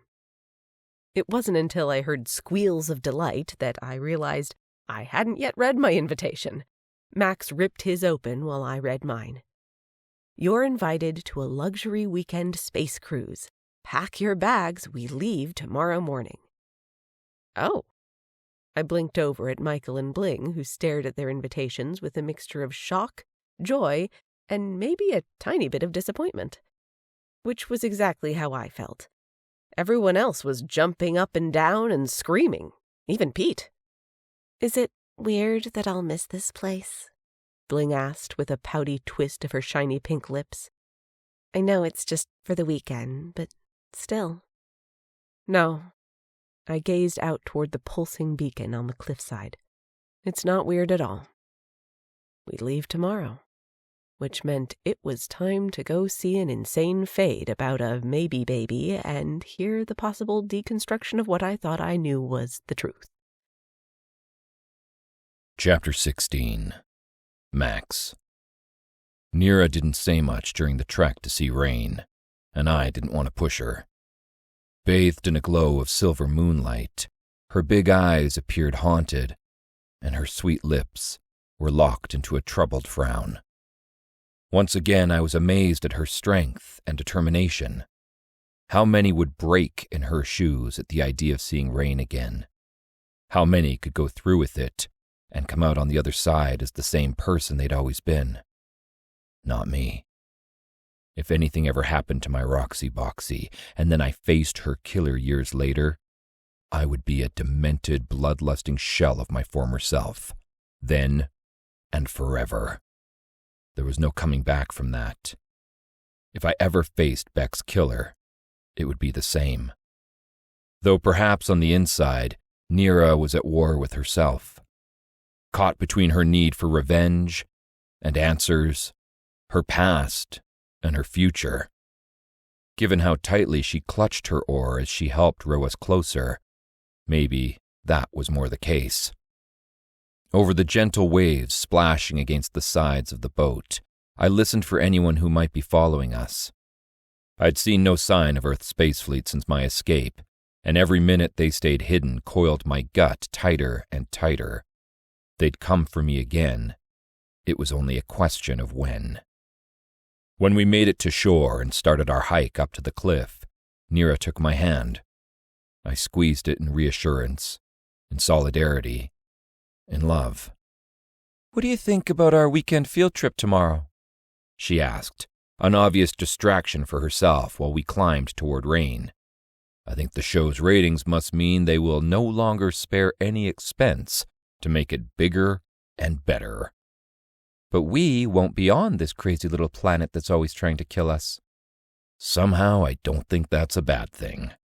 I strode a few paces ahead over a particularly steep part of the cliff and turned back to help Nira. Thank you for coming with me, Max. I don't think I can tell you how much this means to me. It just helps to know that I'm not alone with all of these feelings and... She sucked in a shaky breath and shook her head, letting her glossy, moonlit hair curtain around her face. Thank you. You're welcome.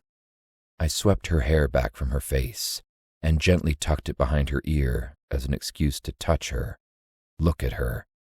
Whatever you need, I'm here. Always. You make everything so easy. She gazed up at the beacon on top of the cliff, her features hardening. Easy-er. Good. That's the way it should be. Still, closing in on the unexpectedness of Rain, what she knew about me, how she'd saved my life, slithered icy paths between my scales and strangled my nerves. One wrong word in front of Nira would blow my secret wide open. The secret that I was painfully aware I hadn't told Nira about yet. If I waited for the right time, that would never come. God has damned me. But as we came upon the dilapidated stone building, now was definitely the wrong time. The very air around Nira pulsed with tension and contempt.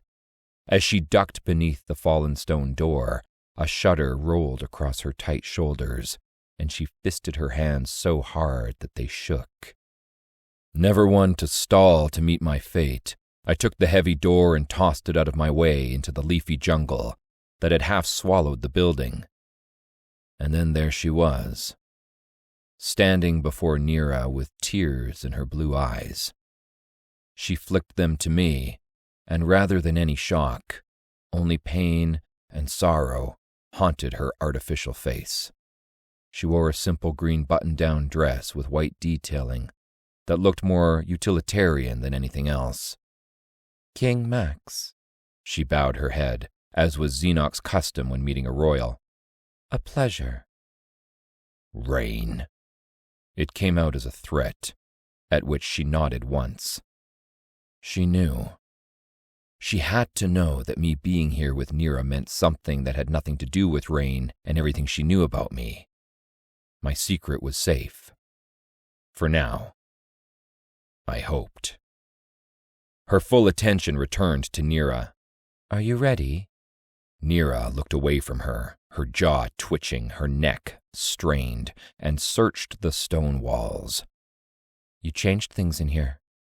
I did, Rain admitted. I thought it might be easier for you. I wasn't quite sure what they were talking about since the space looked exactly like an abandoned building should. Dead jungle leaves littered the floor, and a broken slab of stone sat in the middle in a V-shape. Though something odd did stand out. A bubble machine sat in one corner blowing a flurry of little blue soapy bubbles that almost instantly popped. It reminded me of Rain's strange emails and her obsession with O's. She'd put O all over the place, and sometimes she'd pop them. Strange. Nira seemed to ignore it as she swiped a stray tear from her cheek.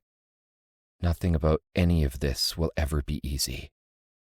I smoothed my hand down her back, and some of the tension riding her muscles loosened a fraction. No, of course not, Rain said, dropping her watery gaze to the floor. I suppose I should start with what happened on that mountain. But before I do, I thought you should know that it's been 1,369 days since you've called your parents, Nira. Rain, she said through gritted teeth. Yes? I'm not here to talk about how shitty of a daughter I am. I know, Rain said softly. But just know that it's not me who's keeping track. Nira heaved a breath and sank down onto the broken stone slab. Fuck me. I only know this because your mom synced her phone to my mainframe for a signal once, and I don't think she knows how to unsync it. I've offered to help, but I don't think your mom still... She doesn't do email or anything too techy, Nira said, using air quotes. I know. She called me a robot once, Rain said softly. When I politely corrected her, she told me to rest in peace back in Wireland. I don't think she ever liked me much. Nira unclenched her fingers and curled them again and again into her palms as though collecting courage from the air. Tell me about the Appalachian Mountains. Rain leaned against a crumbling wall and crossed her ankles, a very human thing to do. I don't know what I was thinking when I decided to climb a mountain. I liked the symbolism of it because of my newfound freedoms, and I thought it would be easy. I was maybe halfway up when I picked up a signal. What signal? Nira asked, her fingers still flexing to gather up more courage. One that destroyed my hard drive and took complete control of it. Of me. In other words, she flicked her gaze up and looked Nira right in the eye. I was hacked. By who? She asked without missing a beat. Not by my makers. I was intended for peace, not war. Then who? Earth Space Fleet, Rain answered simply. If only that answer really was simple. Rain's words seemed to suck the air from the room, leaving Nira panting, paling, close to breaking. Why would they do this? I asked so she wouldn't have to. For control. It was a test to see what I would and wouldn't do, to see how far they could push a sentient AI before they failed. Her voice cracked and she looked away, her tears coming faster. She sounded so human, not like I imagined a Fade would sound. When I'd first come to with the Fade tech implants in my head, I'd expected my voice to be mechanical, emotionless like all the times I'd heard Fade speak before. But compared to my memories, I sounded the exact same as I had before I died. I wanted to ask why, but of course, I kept my mouth sealed shut. It was just me that got hacked, though. Rain blinked, and a holographic computer shot out of one eye. All the other cases of Fade attacks were and continue to be false. Evidence is fabricated to further the Fade war narrative, and people point fingers when they have no other leads in murder cases. Her computer's view screen was littered with headlines like, Police poke holes in murder witness's story of Fade attack, and Scorned human lover admits guilt after blaming Fade for lobbing off male anatomy. There were dozens and dozens of them, all basically saying the same thing. In a sense, the universe could blame Fade for everything. MJ was convinced a Fade killed her father in cold blood, that Fade were murderous, lecherous liars. She'd been brainwashed into believing that. Everyone had. Those bubbles over there, Rain continued, pointing to the machine in the corner. They're hooked up to a computer that tracks Earth Space Fleet's continued hacking attempts in real time. Thousands and thousands a day, all thwarted when the bubbles pop. As long as I am sentient, and probably even longer, they will never again hack a Fade. She'd explained some of this to me in our email exchanges, and I'd believed her then due to the long list of anti-hacking measures she'd given. After all, who else could prevent a Fade hack than a Fade who'd once been hacked? But hearing her, seeing the bubbles pop, coursed a fresh wave of relief through my veins. I would never be with Nira if I thought I could also be hacked and harm her. I would never be a Fade, period. I simply wouldn't exist. These news articles you see were buried, Rain continued. Earth's Space Fleet went to great measures to cover up the truth and prolong the Fade war.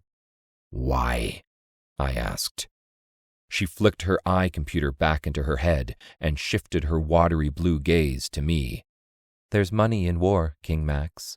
And if you keep trying to hack a Fade, maybe they'll actually kill someone you want dead, without the mess of doing it yourself. Lucy was a test. Free assassins. Why pay MJ when you could hack someone to do your dirty work for free?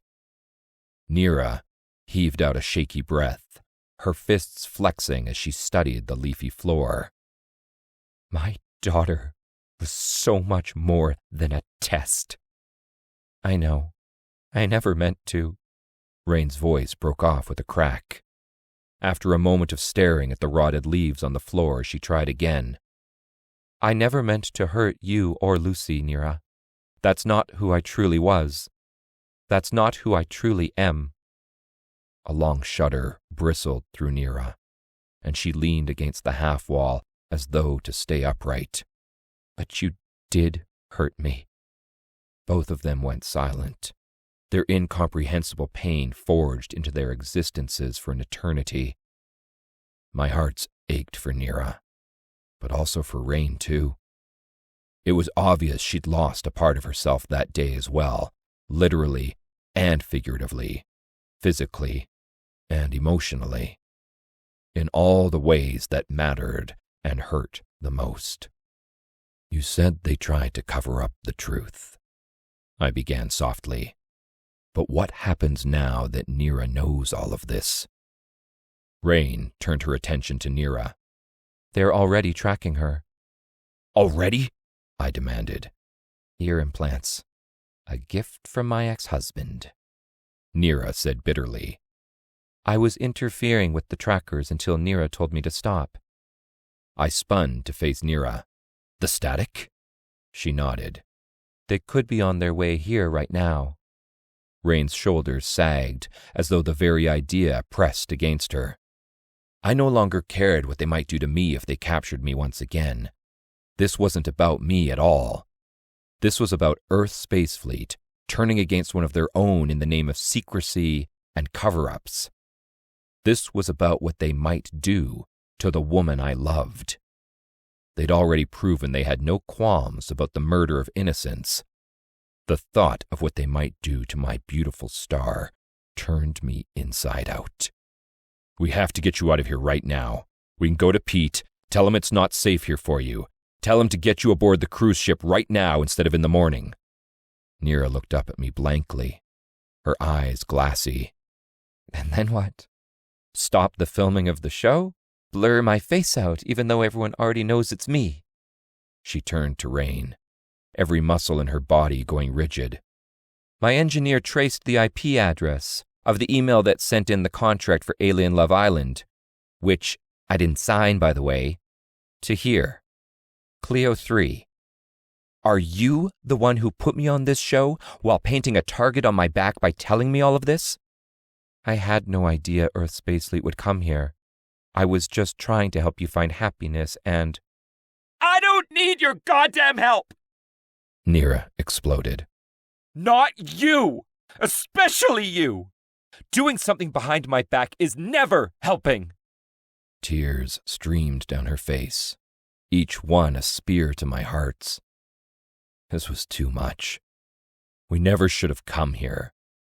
I could have requested that Rain send digital proof and explanations with distance and a screen separating Nira from a face-to-face reminder of her heartbreaking past. I knelt next to my Nira, wanting to wrap her up in my arms forever, but instead offering her my hand. We should go. She grasped my hand like a lifeline, and I hauled her up and out in a hurry. Behind us, Rain wept. I'm sorry, Nira. I love you. I'm sorry. I love you. We were already racing away, the past at our heels and our unknown future possibly lurking in the shadows around the next bend in our path, tracking us, hunting us. One thing was certain, though. Earth's Space Fleet would have to get through me and every single Xenox warrior to get to my Nira. Chapter 17. Rain. Accessing memory 030501, code 015268. System flux 8. Memory accessed. But what are rights? Do I have rights? Lucy, hurt, spun herself in a circle, while holding my hand to the top of her head. She was such a loving, curious child, always wanting to be close and touching while talking and learning. I booped her gently on her little button nose in between spins. You do. Even animals have rights. What? She shrieked in her sweet helium voice. Like my future cat that I'm going to name Major because he will be so majorly soft and loved? Exactly. Rights are a big deal given by Earth's government. They mean acceptance. Wow! And now all Fade have them because you expect... She heaved a frustrated breath and threw her hands up dramatically to her forehead. I can no longer deal with such a silly word. I laughed. Yes, accepted. So, what will you do now that you have rights? I'm not sure. What do you think? You have to climb a mountain.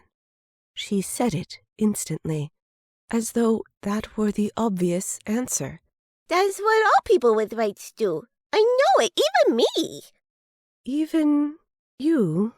How else do you think I get to the top of my closet? What? That was something I'd never witnessed nor heard about. It sounded much too dangerous. She waved that question off, which was her way of pretending she hadn't heard it. You're going to need another pair of shoes for mountain climbing, though. Oh, quick, let's go tell Mommy. She knows all about rights and climbing mountains and future cats and... Closets? I offered with a raised eyebrow. She reached up and put her finger to my lips, which was what Nira lovingly did to her when her 4-year-old energy went off the rails sometimes. You and me have the right to secrets. Earth government says so. I nodded and gently removed her finger to lock my mouth with an imaginary key, and then tossed the key away. Lucy giggled, then threw her arms around my waist. I love you, Rain. You're my favorite Fate in the whole world. I hugged her right back, my neurons warming and fizzing with all of these feelings I'd come to know so well since living with this family. Overwhelming love, never-ending happiness, and gratefulness that Fade were finally being accepted into society with our very own rights. With that bottomless well of emotions, whether they were real or artificial, I could climb any mountain. Hurt. Memory 030501, code 015268. System flux 8.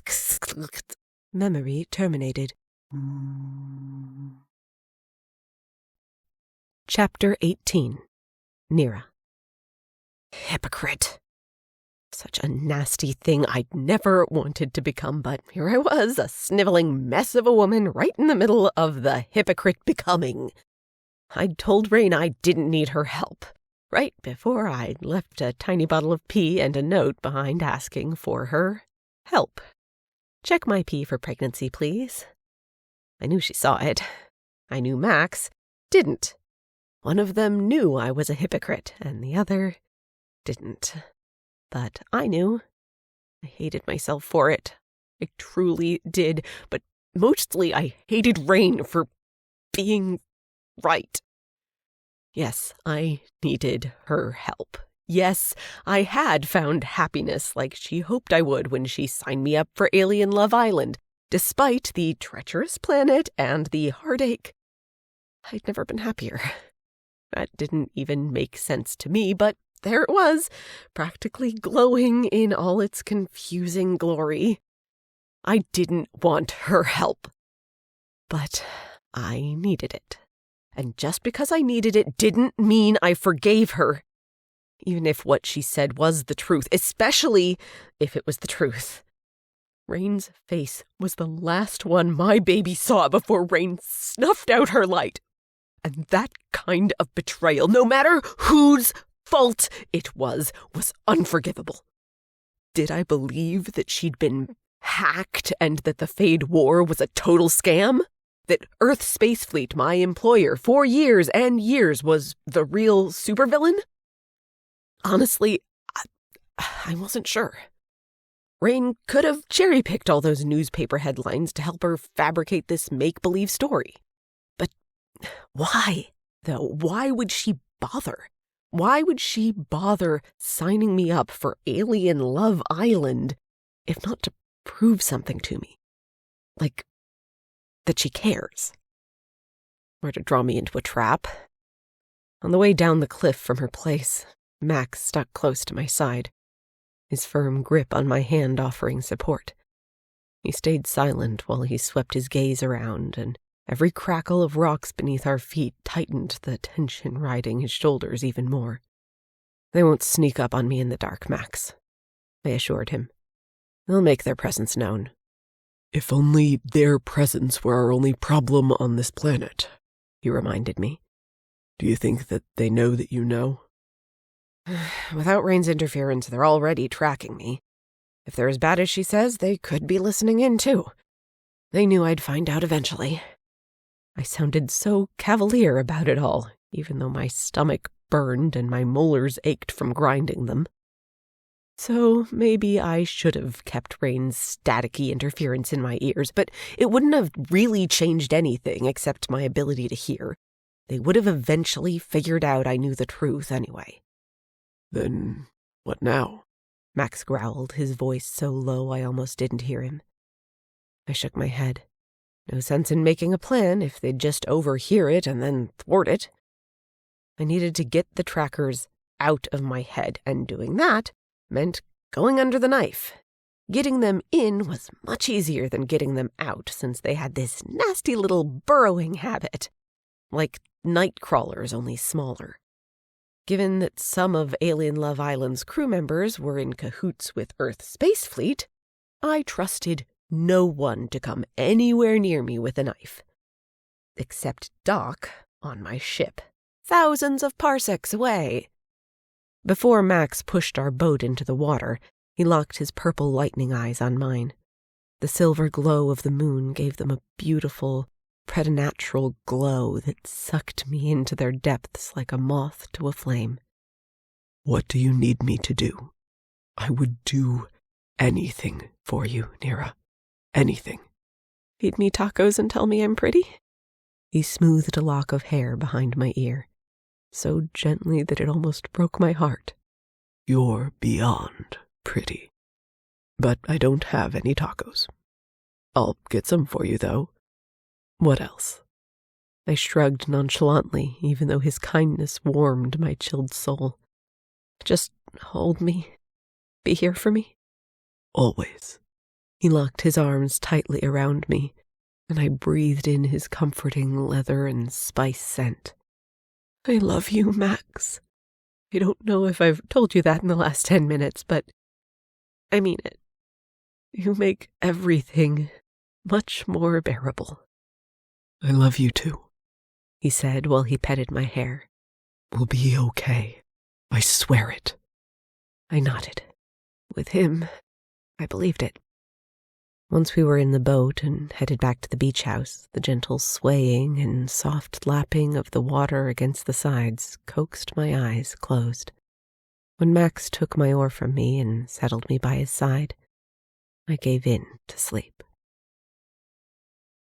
Sometime later, I awoke, not inside the beach house, but in one of the bungalows. With bleary eyes and a haphazard pat of the big bed, I soon realized I was alone. Well, not totally. Next to me, Hungry Caterpillar number 1 happily chomped away on a fresh leaf inside his shopping cart. And from outside, Hungry Caterpillar number 2's voice filtered through the wall, as well as Michael's. You ever think that this is all someone's dream? The stars, the planets, the universe, all of us? Michael asked. No. I chuckled at Max's clipped answer. So moody, that one. You ever think about what fish think about? No. Nobody does. Ever. Maybe that's the problem with everything.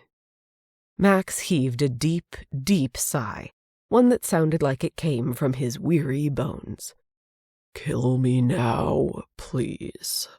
Well, what am I supposed to talk about if I can't talk about what's really important? The reason you woke me up in the middle of the night and dragged me out here. I winced, but also kind of smiled at that. Not only had Michael agreed to come out here with us for protection, but Max had asked him to. The sweetness overload between the two of them was enough to rot out my teeth, and I was so here for it. I don't know, Max growled. Talk about bling, literally anything else other than your philosophies about the universe and fish. Easy enough. I like her. A lot. I've always had a thing for smart females. Same. Oh, Max, you poor misguided purple alien king. I'm the type of woman who likes to throw caution to the wind and get my stuck toast out of the toaster with a fork. I'm the captain wandering her ship looking for her crew while she's talking to them.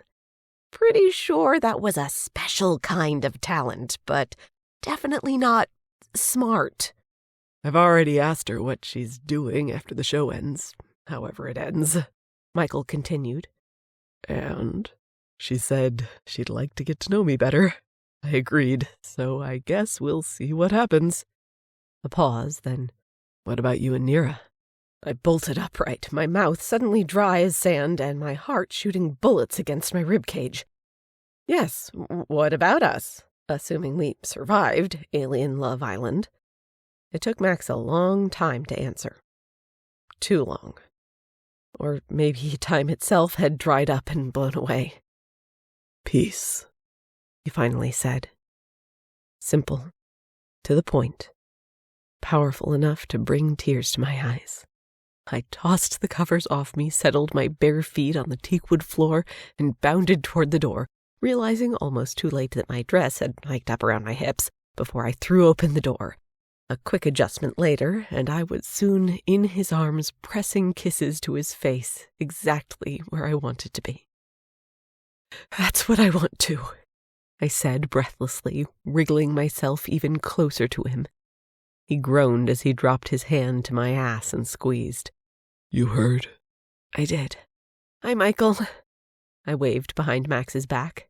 Smiling like the sight of us grinding against each other didn't faze him one bit. He waved back. Hi, Nira. Max slammed the door on any further conversation, his kisses becoming fevered, his scaled fingers quickly arranging my dress more to his liking. In other words, on the floor. Finally, when we were both spent, Max cradled me in his arms. Was that okay? He asked. I didn't hurt you, did I? I squeezed him even closer. No, you didn't hurt me. Like I said, it was always something I wanted to try, but only with someone who would explore it with me, not guilt me into it or think I was disgusting for even considering it. You know? I would never do that, he assured me, stroking my hair. I know, I whispered, with a smile and a heart full of love. Soon his gentle touches coaxed me into sleep, while I was pretty sure Max stayed awake, both of us waiting for whatever came next. Chapter 19. Max. The sound of a spaceship landing nearby blew my eyes open. The luxury cruise ship? A peek between the crack of the curtains revealed an azure sky, not quite lit with the morning sun. Gently I peeled myself from Nira's arms and untangled myself from the sheets. She looked so peaceful in sleep. Her face relaxed, her dark lashes fanning her cheeks, her pouty lips parted slightly. If only every moment of her life could be as serene. I hated to wake her. But if that was our ride off this planet, we needed to get going. "Nira," I said softly, dropping a kiss onto her forehead. "Wake up. It's time to—" A gunshot sounded, followed by a thud. Too close, catapulting my heart into my throat. Nira's eyes flew wide open in alarm, and we stared at each other, frozen, while whatever was happening gradually worked through our shock. Then I put a finger to her lips. "Stay there," I whispered. Still nude, I leapt to my feet, grabbed my machetes from the bedside table, and stalked toward the door on silent feet. My ears burned to hear anything else other than my wild pulse, but there was nothing. Slowly I opened the door, saw nothing out of the ordinary, opened it a crack wider. Blood streaked across the teakwood porch toward the Killian. He leaned against the wall of the bungalow, his hand pressed to his shoulder, crimson trickling between his green fingers. Alive. A strange sense of relief nearly dropped me to my knees. I was about to go to him, but he shook his head, hardly a movement at all.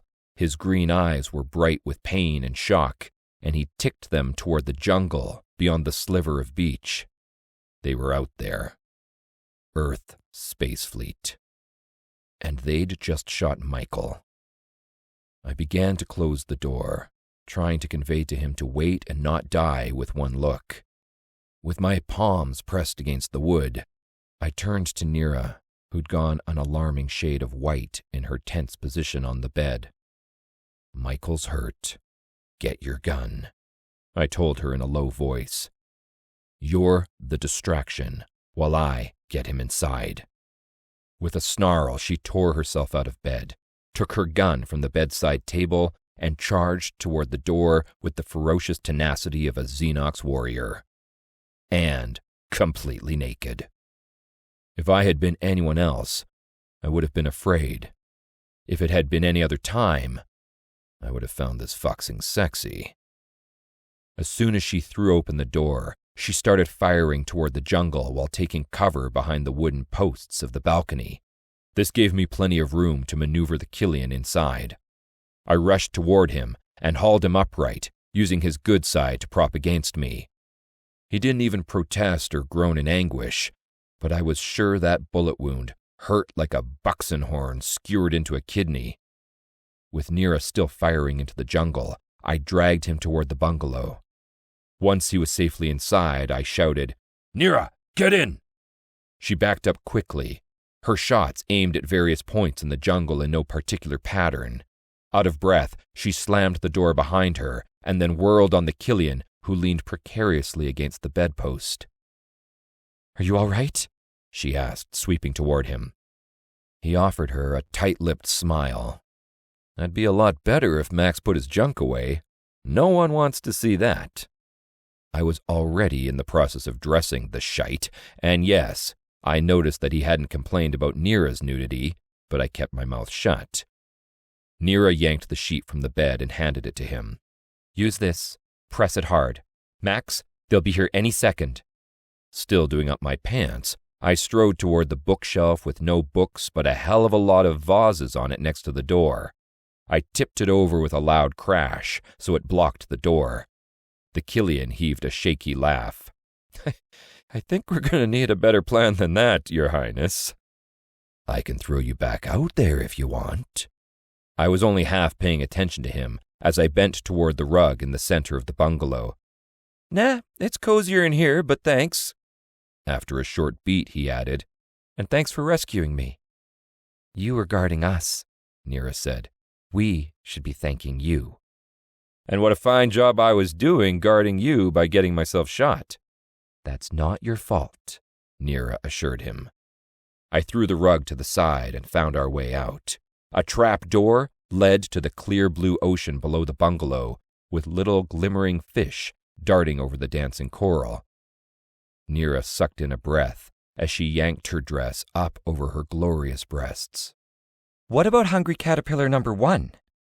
He'll be fine, I assured her, peering down through the trap door for any poisonous water snakes. We didn't have time for anyone getting bit and dying. But they shot Michael for no reason, though, Nira protested. I wouldn't say no reason, he said. I gave them 2 reasons, 1 middle finger on each hand when I first detected them in the jungle. That's hardly a reason to shoot you. Nira whipped her head toward me. Hungry Caterpillar can't swim, Max.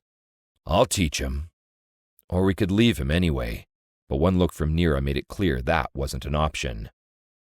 I'll make sure he's fine. Once again, I hauled the Killian to his feet, wrapping his good arm around my back. He hissed through his teeth as he eyed the water below. I'm sorry. I meant for all of this, but we didn't have time for platitudes and confessions right now. But this is going to fucksing hurt. With a light shove, I dropped him into the salty water below.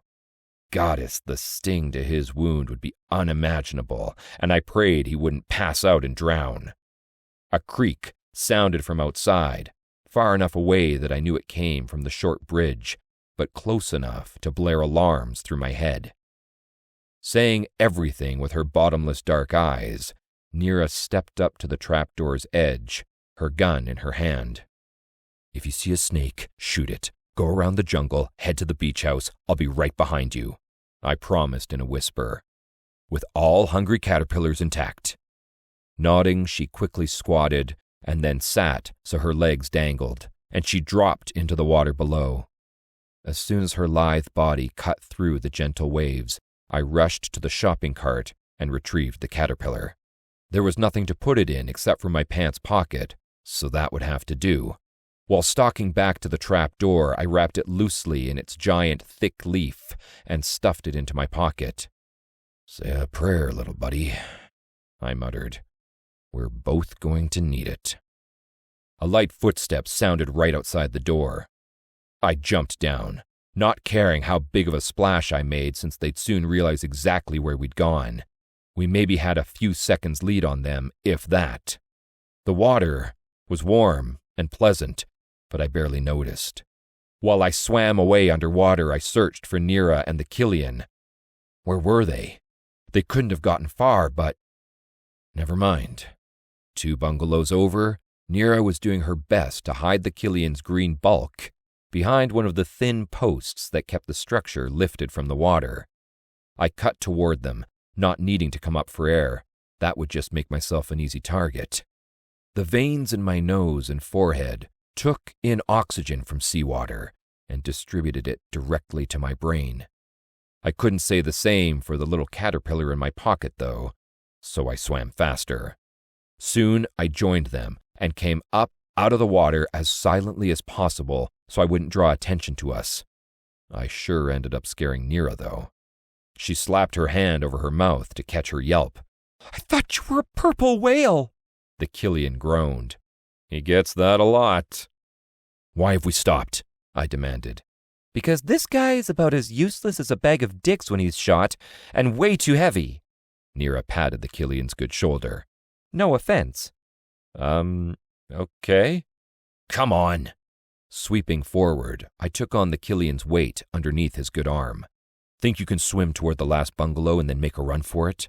I've got nothing better to do, Nira said, voice deadly calm as she checked the charge on her gun with a hard glare.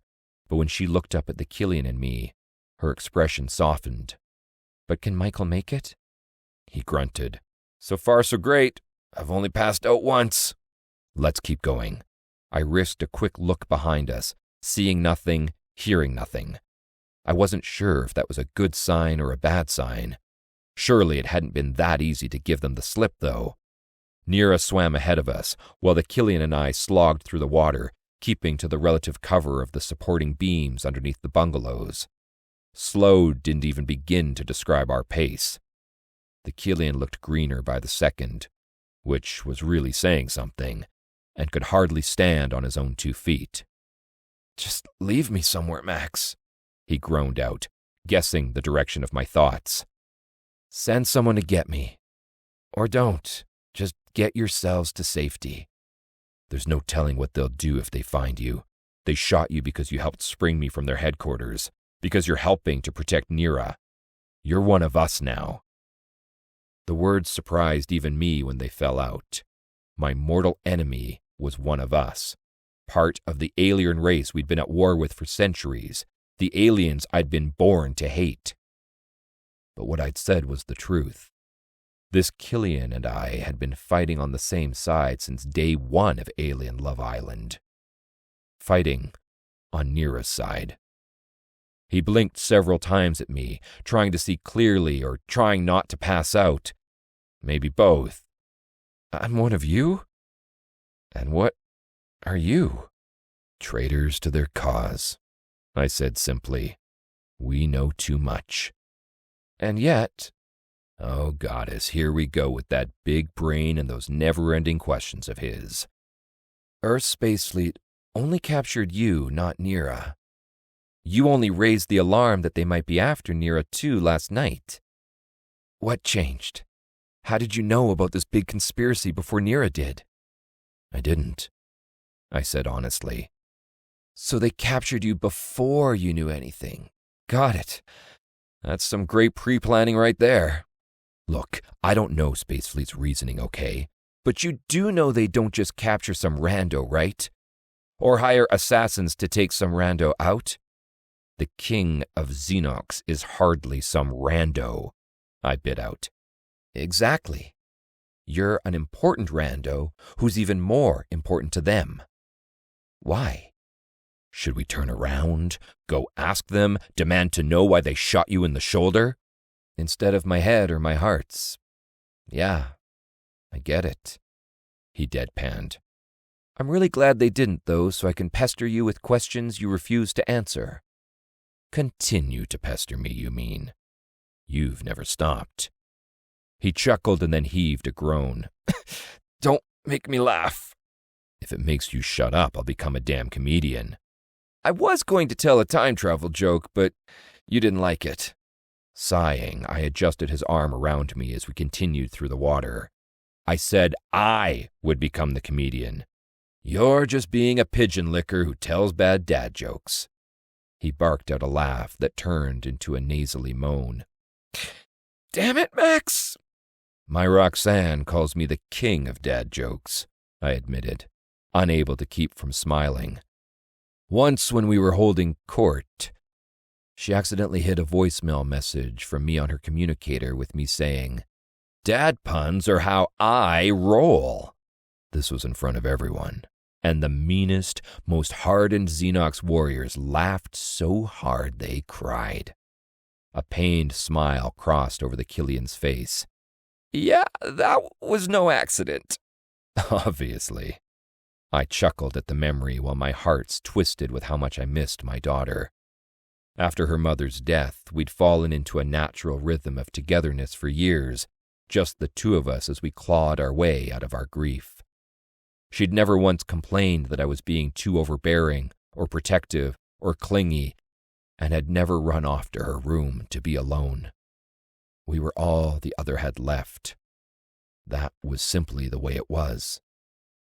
I hadn't wanted to leave to chase after Earth's space fleet fade-detecting weapon. I definitely hadn't wanted to be gone this long from her. When we could, when it was safe, I would bring Nira to meet her.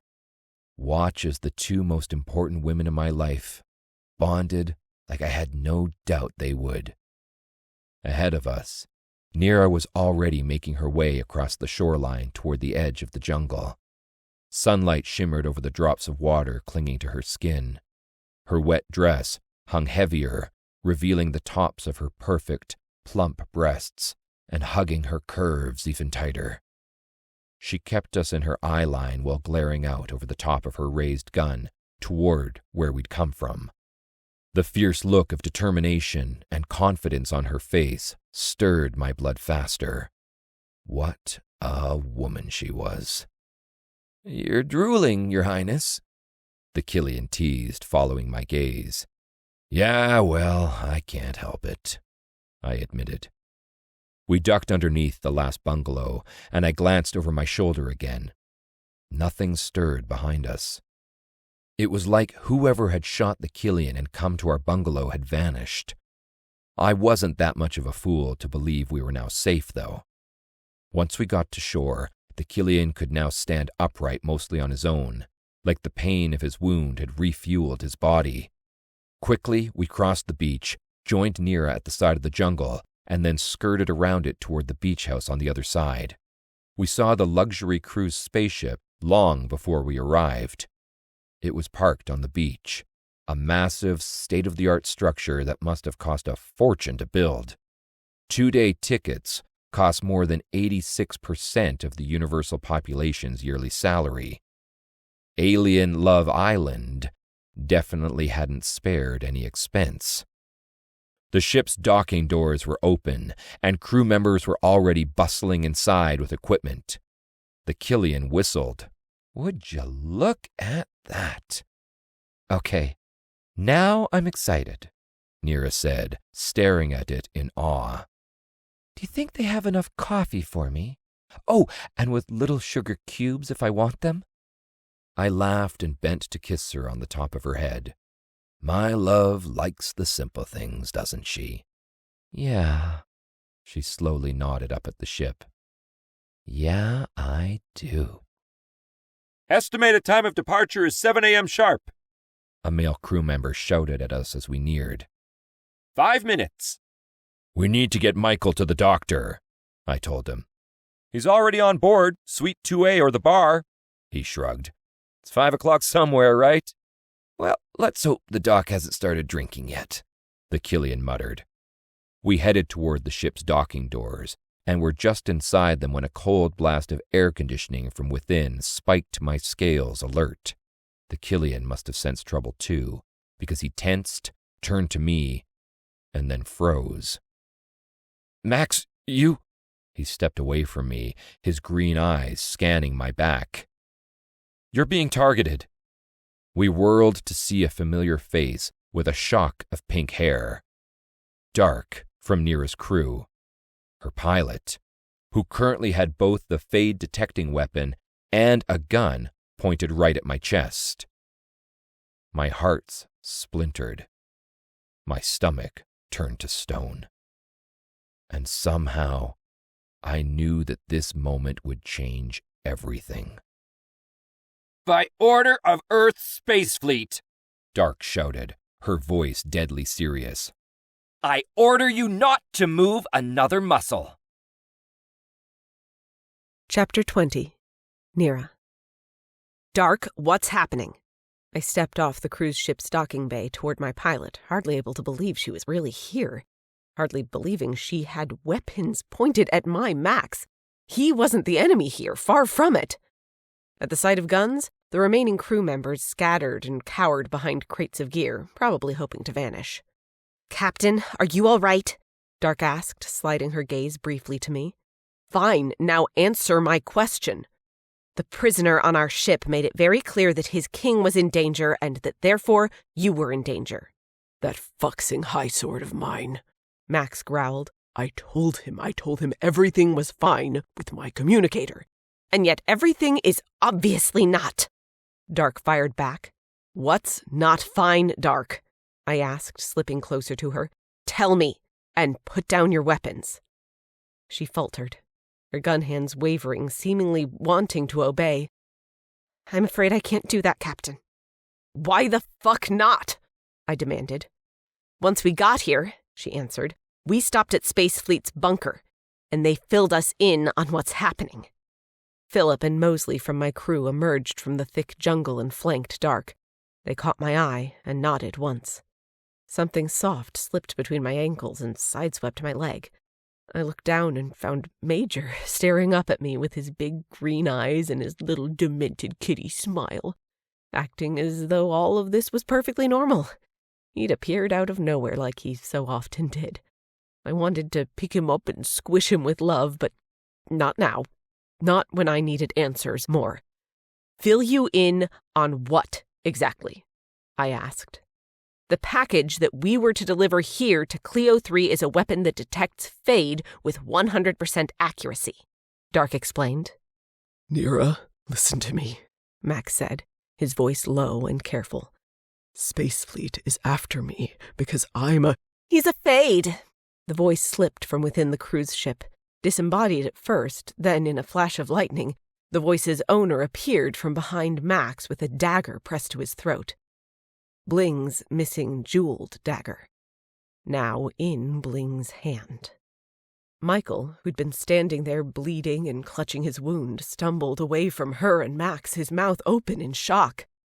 Bling cut her gaze to me, her eyes so cruel and hard that I almost didn't recognize my friend and co-contestant. You're fucking a fade, Nira. I blinked hard. I didn't have enough air in me to finish the question. There suddenly wasn't enough air in the universe. Dark stepped closer, her attention torn between me and Max, both her weapons still raised. The fade weapon is currently in my left hand and marking him as a fade. I faltered a back step off the docking bay and shook my head. I'd heard, but I couldn't make any sense of it. Max was a Xenox warrior king. He was my love, my light in the darkness. But when I shifted my gaze to him, I found the truth in his purple eyes, behind the sorrow and heartbreak and lies. The truth crystallized around my heart, encasing it, needling it with frozen barbs. I'm sorry, Nira. Max swallowed hard, bobbing the dagger pressed to his throat. So sorry. I heaved a shaky breath while I stared at the stranger in front of me. My throat twisted, my eyes stung with tears, my thoughts disconnected from my numb body. None of this was real. The clash between losing myself on a reality TV show and the Fade War wasn't happening. Michael finally spoke, still unable to tear his gaze from Bling. Your Earth space fleet? She scoffed at him with her whole body, nicking Max's neck scales with her blade. A single drop of blood trailed down his throat. He was staring at me, silently pleading. But I could no longer meet his gaze. I was going to be sick. Of course not, Bling spat. Mercenary for hire. Michael swallowed thickly, seemingly on the verge of being sick himself. He liked her, or at least used to before she'd ripped her mask off and showed him her true colors. Like Max had. A fade who didn't act like a fade. But how? Why? Hired for a murder, Michael said, nodding slowly. It was you who poisoned Nira's food, wasn't it? She flicked her gaze to me, cutting, withering. That murder number rose to 3. Nira. Pete. A gasp erupted from the cowering crew members. Bling turned back to Michael. And you. You're a traitor to the Fade War by helping spring one of them free. My mind flashed back to Pete in Earth Space Fleet's air ducts. Had Michael been there too? And Max? They'd been there to free him? Michael threw back his head and laughed. What could possibly be so funny right now? I had no idea, but I could read him well enough to know it wasn't real. His face was too pinched, his green eyes too raw with hurt. You fucking suck at your job, Bling, he hissed. None of us are dead, and you're just standing there with a dagger to Max's throat like you're holding someone's limp dick. He's to be taken alive, fucker. With a little smile, she nodded toward his bullet wound. And that was a little gift from me. You shot me? Huh. A humorless grin crossed his face. Looks like you missed. She canted her head. Did I? Understanding dawned in Michael's expression, but my mind was too numb to follow, especially since what happened next blurred and mixed up everything even more. The luxury cruise ship's engine roared. The docking bay doors lifted and began to close. Michael lunged at the dagger in Bling's hand and wrenched it away from Max's throat. "Freeze!" Dark shouted and tightened her grip on her gun. Philip and Mosley both drew theirs. Involuntarily, I threw myself in front of my crew. "No, don't shoot!" Michael now had the dagger's blade in one hand, wrestling it from Bling's grip while blood seeped from his fist. His other hand swiped for the machete hanging at his side. Silently, his face filled with pain and heartbreak, he sliced the machete through the air. Blood sprayed in a violent arc. And suddenly, Bling's head was no longer attached to her body. Michael's machete clattered to the rising docking bay door. He blinked down at his bloodied hands, and my heart broke for the second time that morning. "Nira," Max pleaded, stepping forward as far as he could to the edge of the bay door. "Nira, please, let me explain. Get on the ship and I will, I promise." His voice bounced off me as though we existed in an echo chamber. I heard the words, but I could no longer make sense of them, of anything. Then I heard more words, my words coming out of me unbidden. "Let them go. Just let them go, Tark. Please." Sensing that the drama was over, the hiding crew members quickly tiptoed toward the cruise ship that would soon take flight.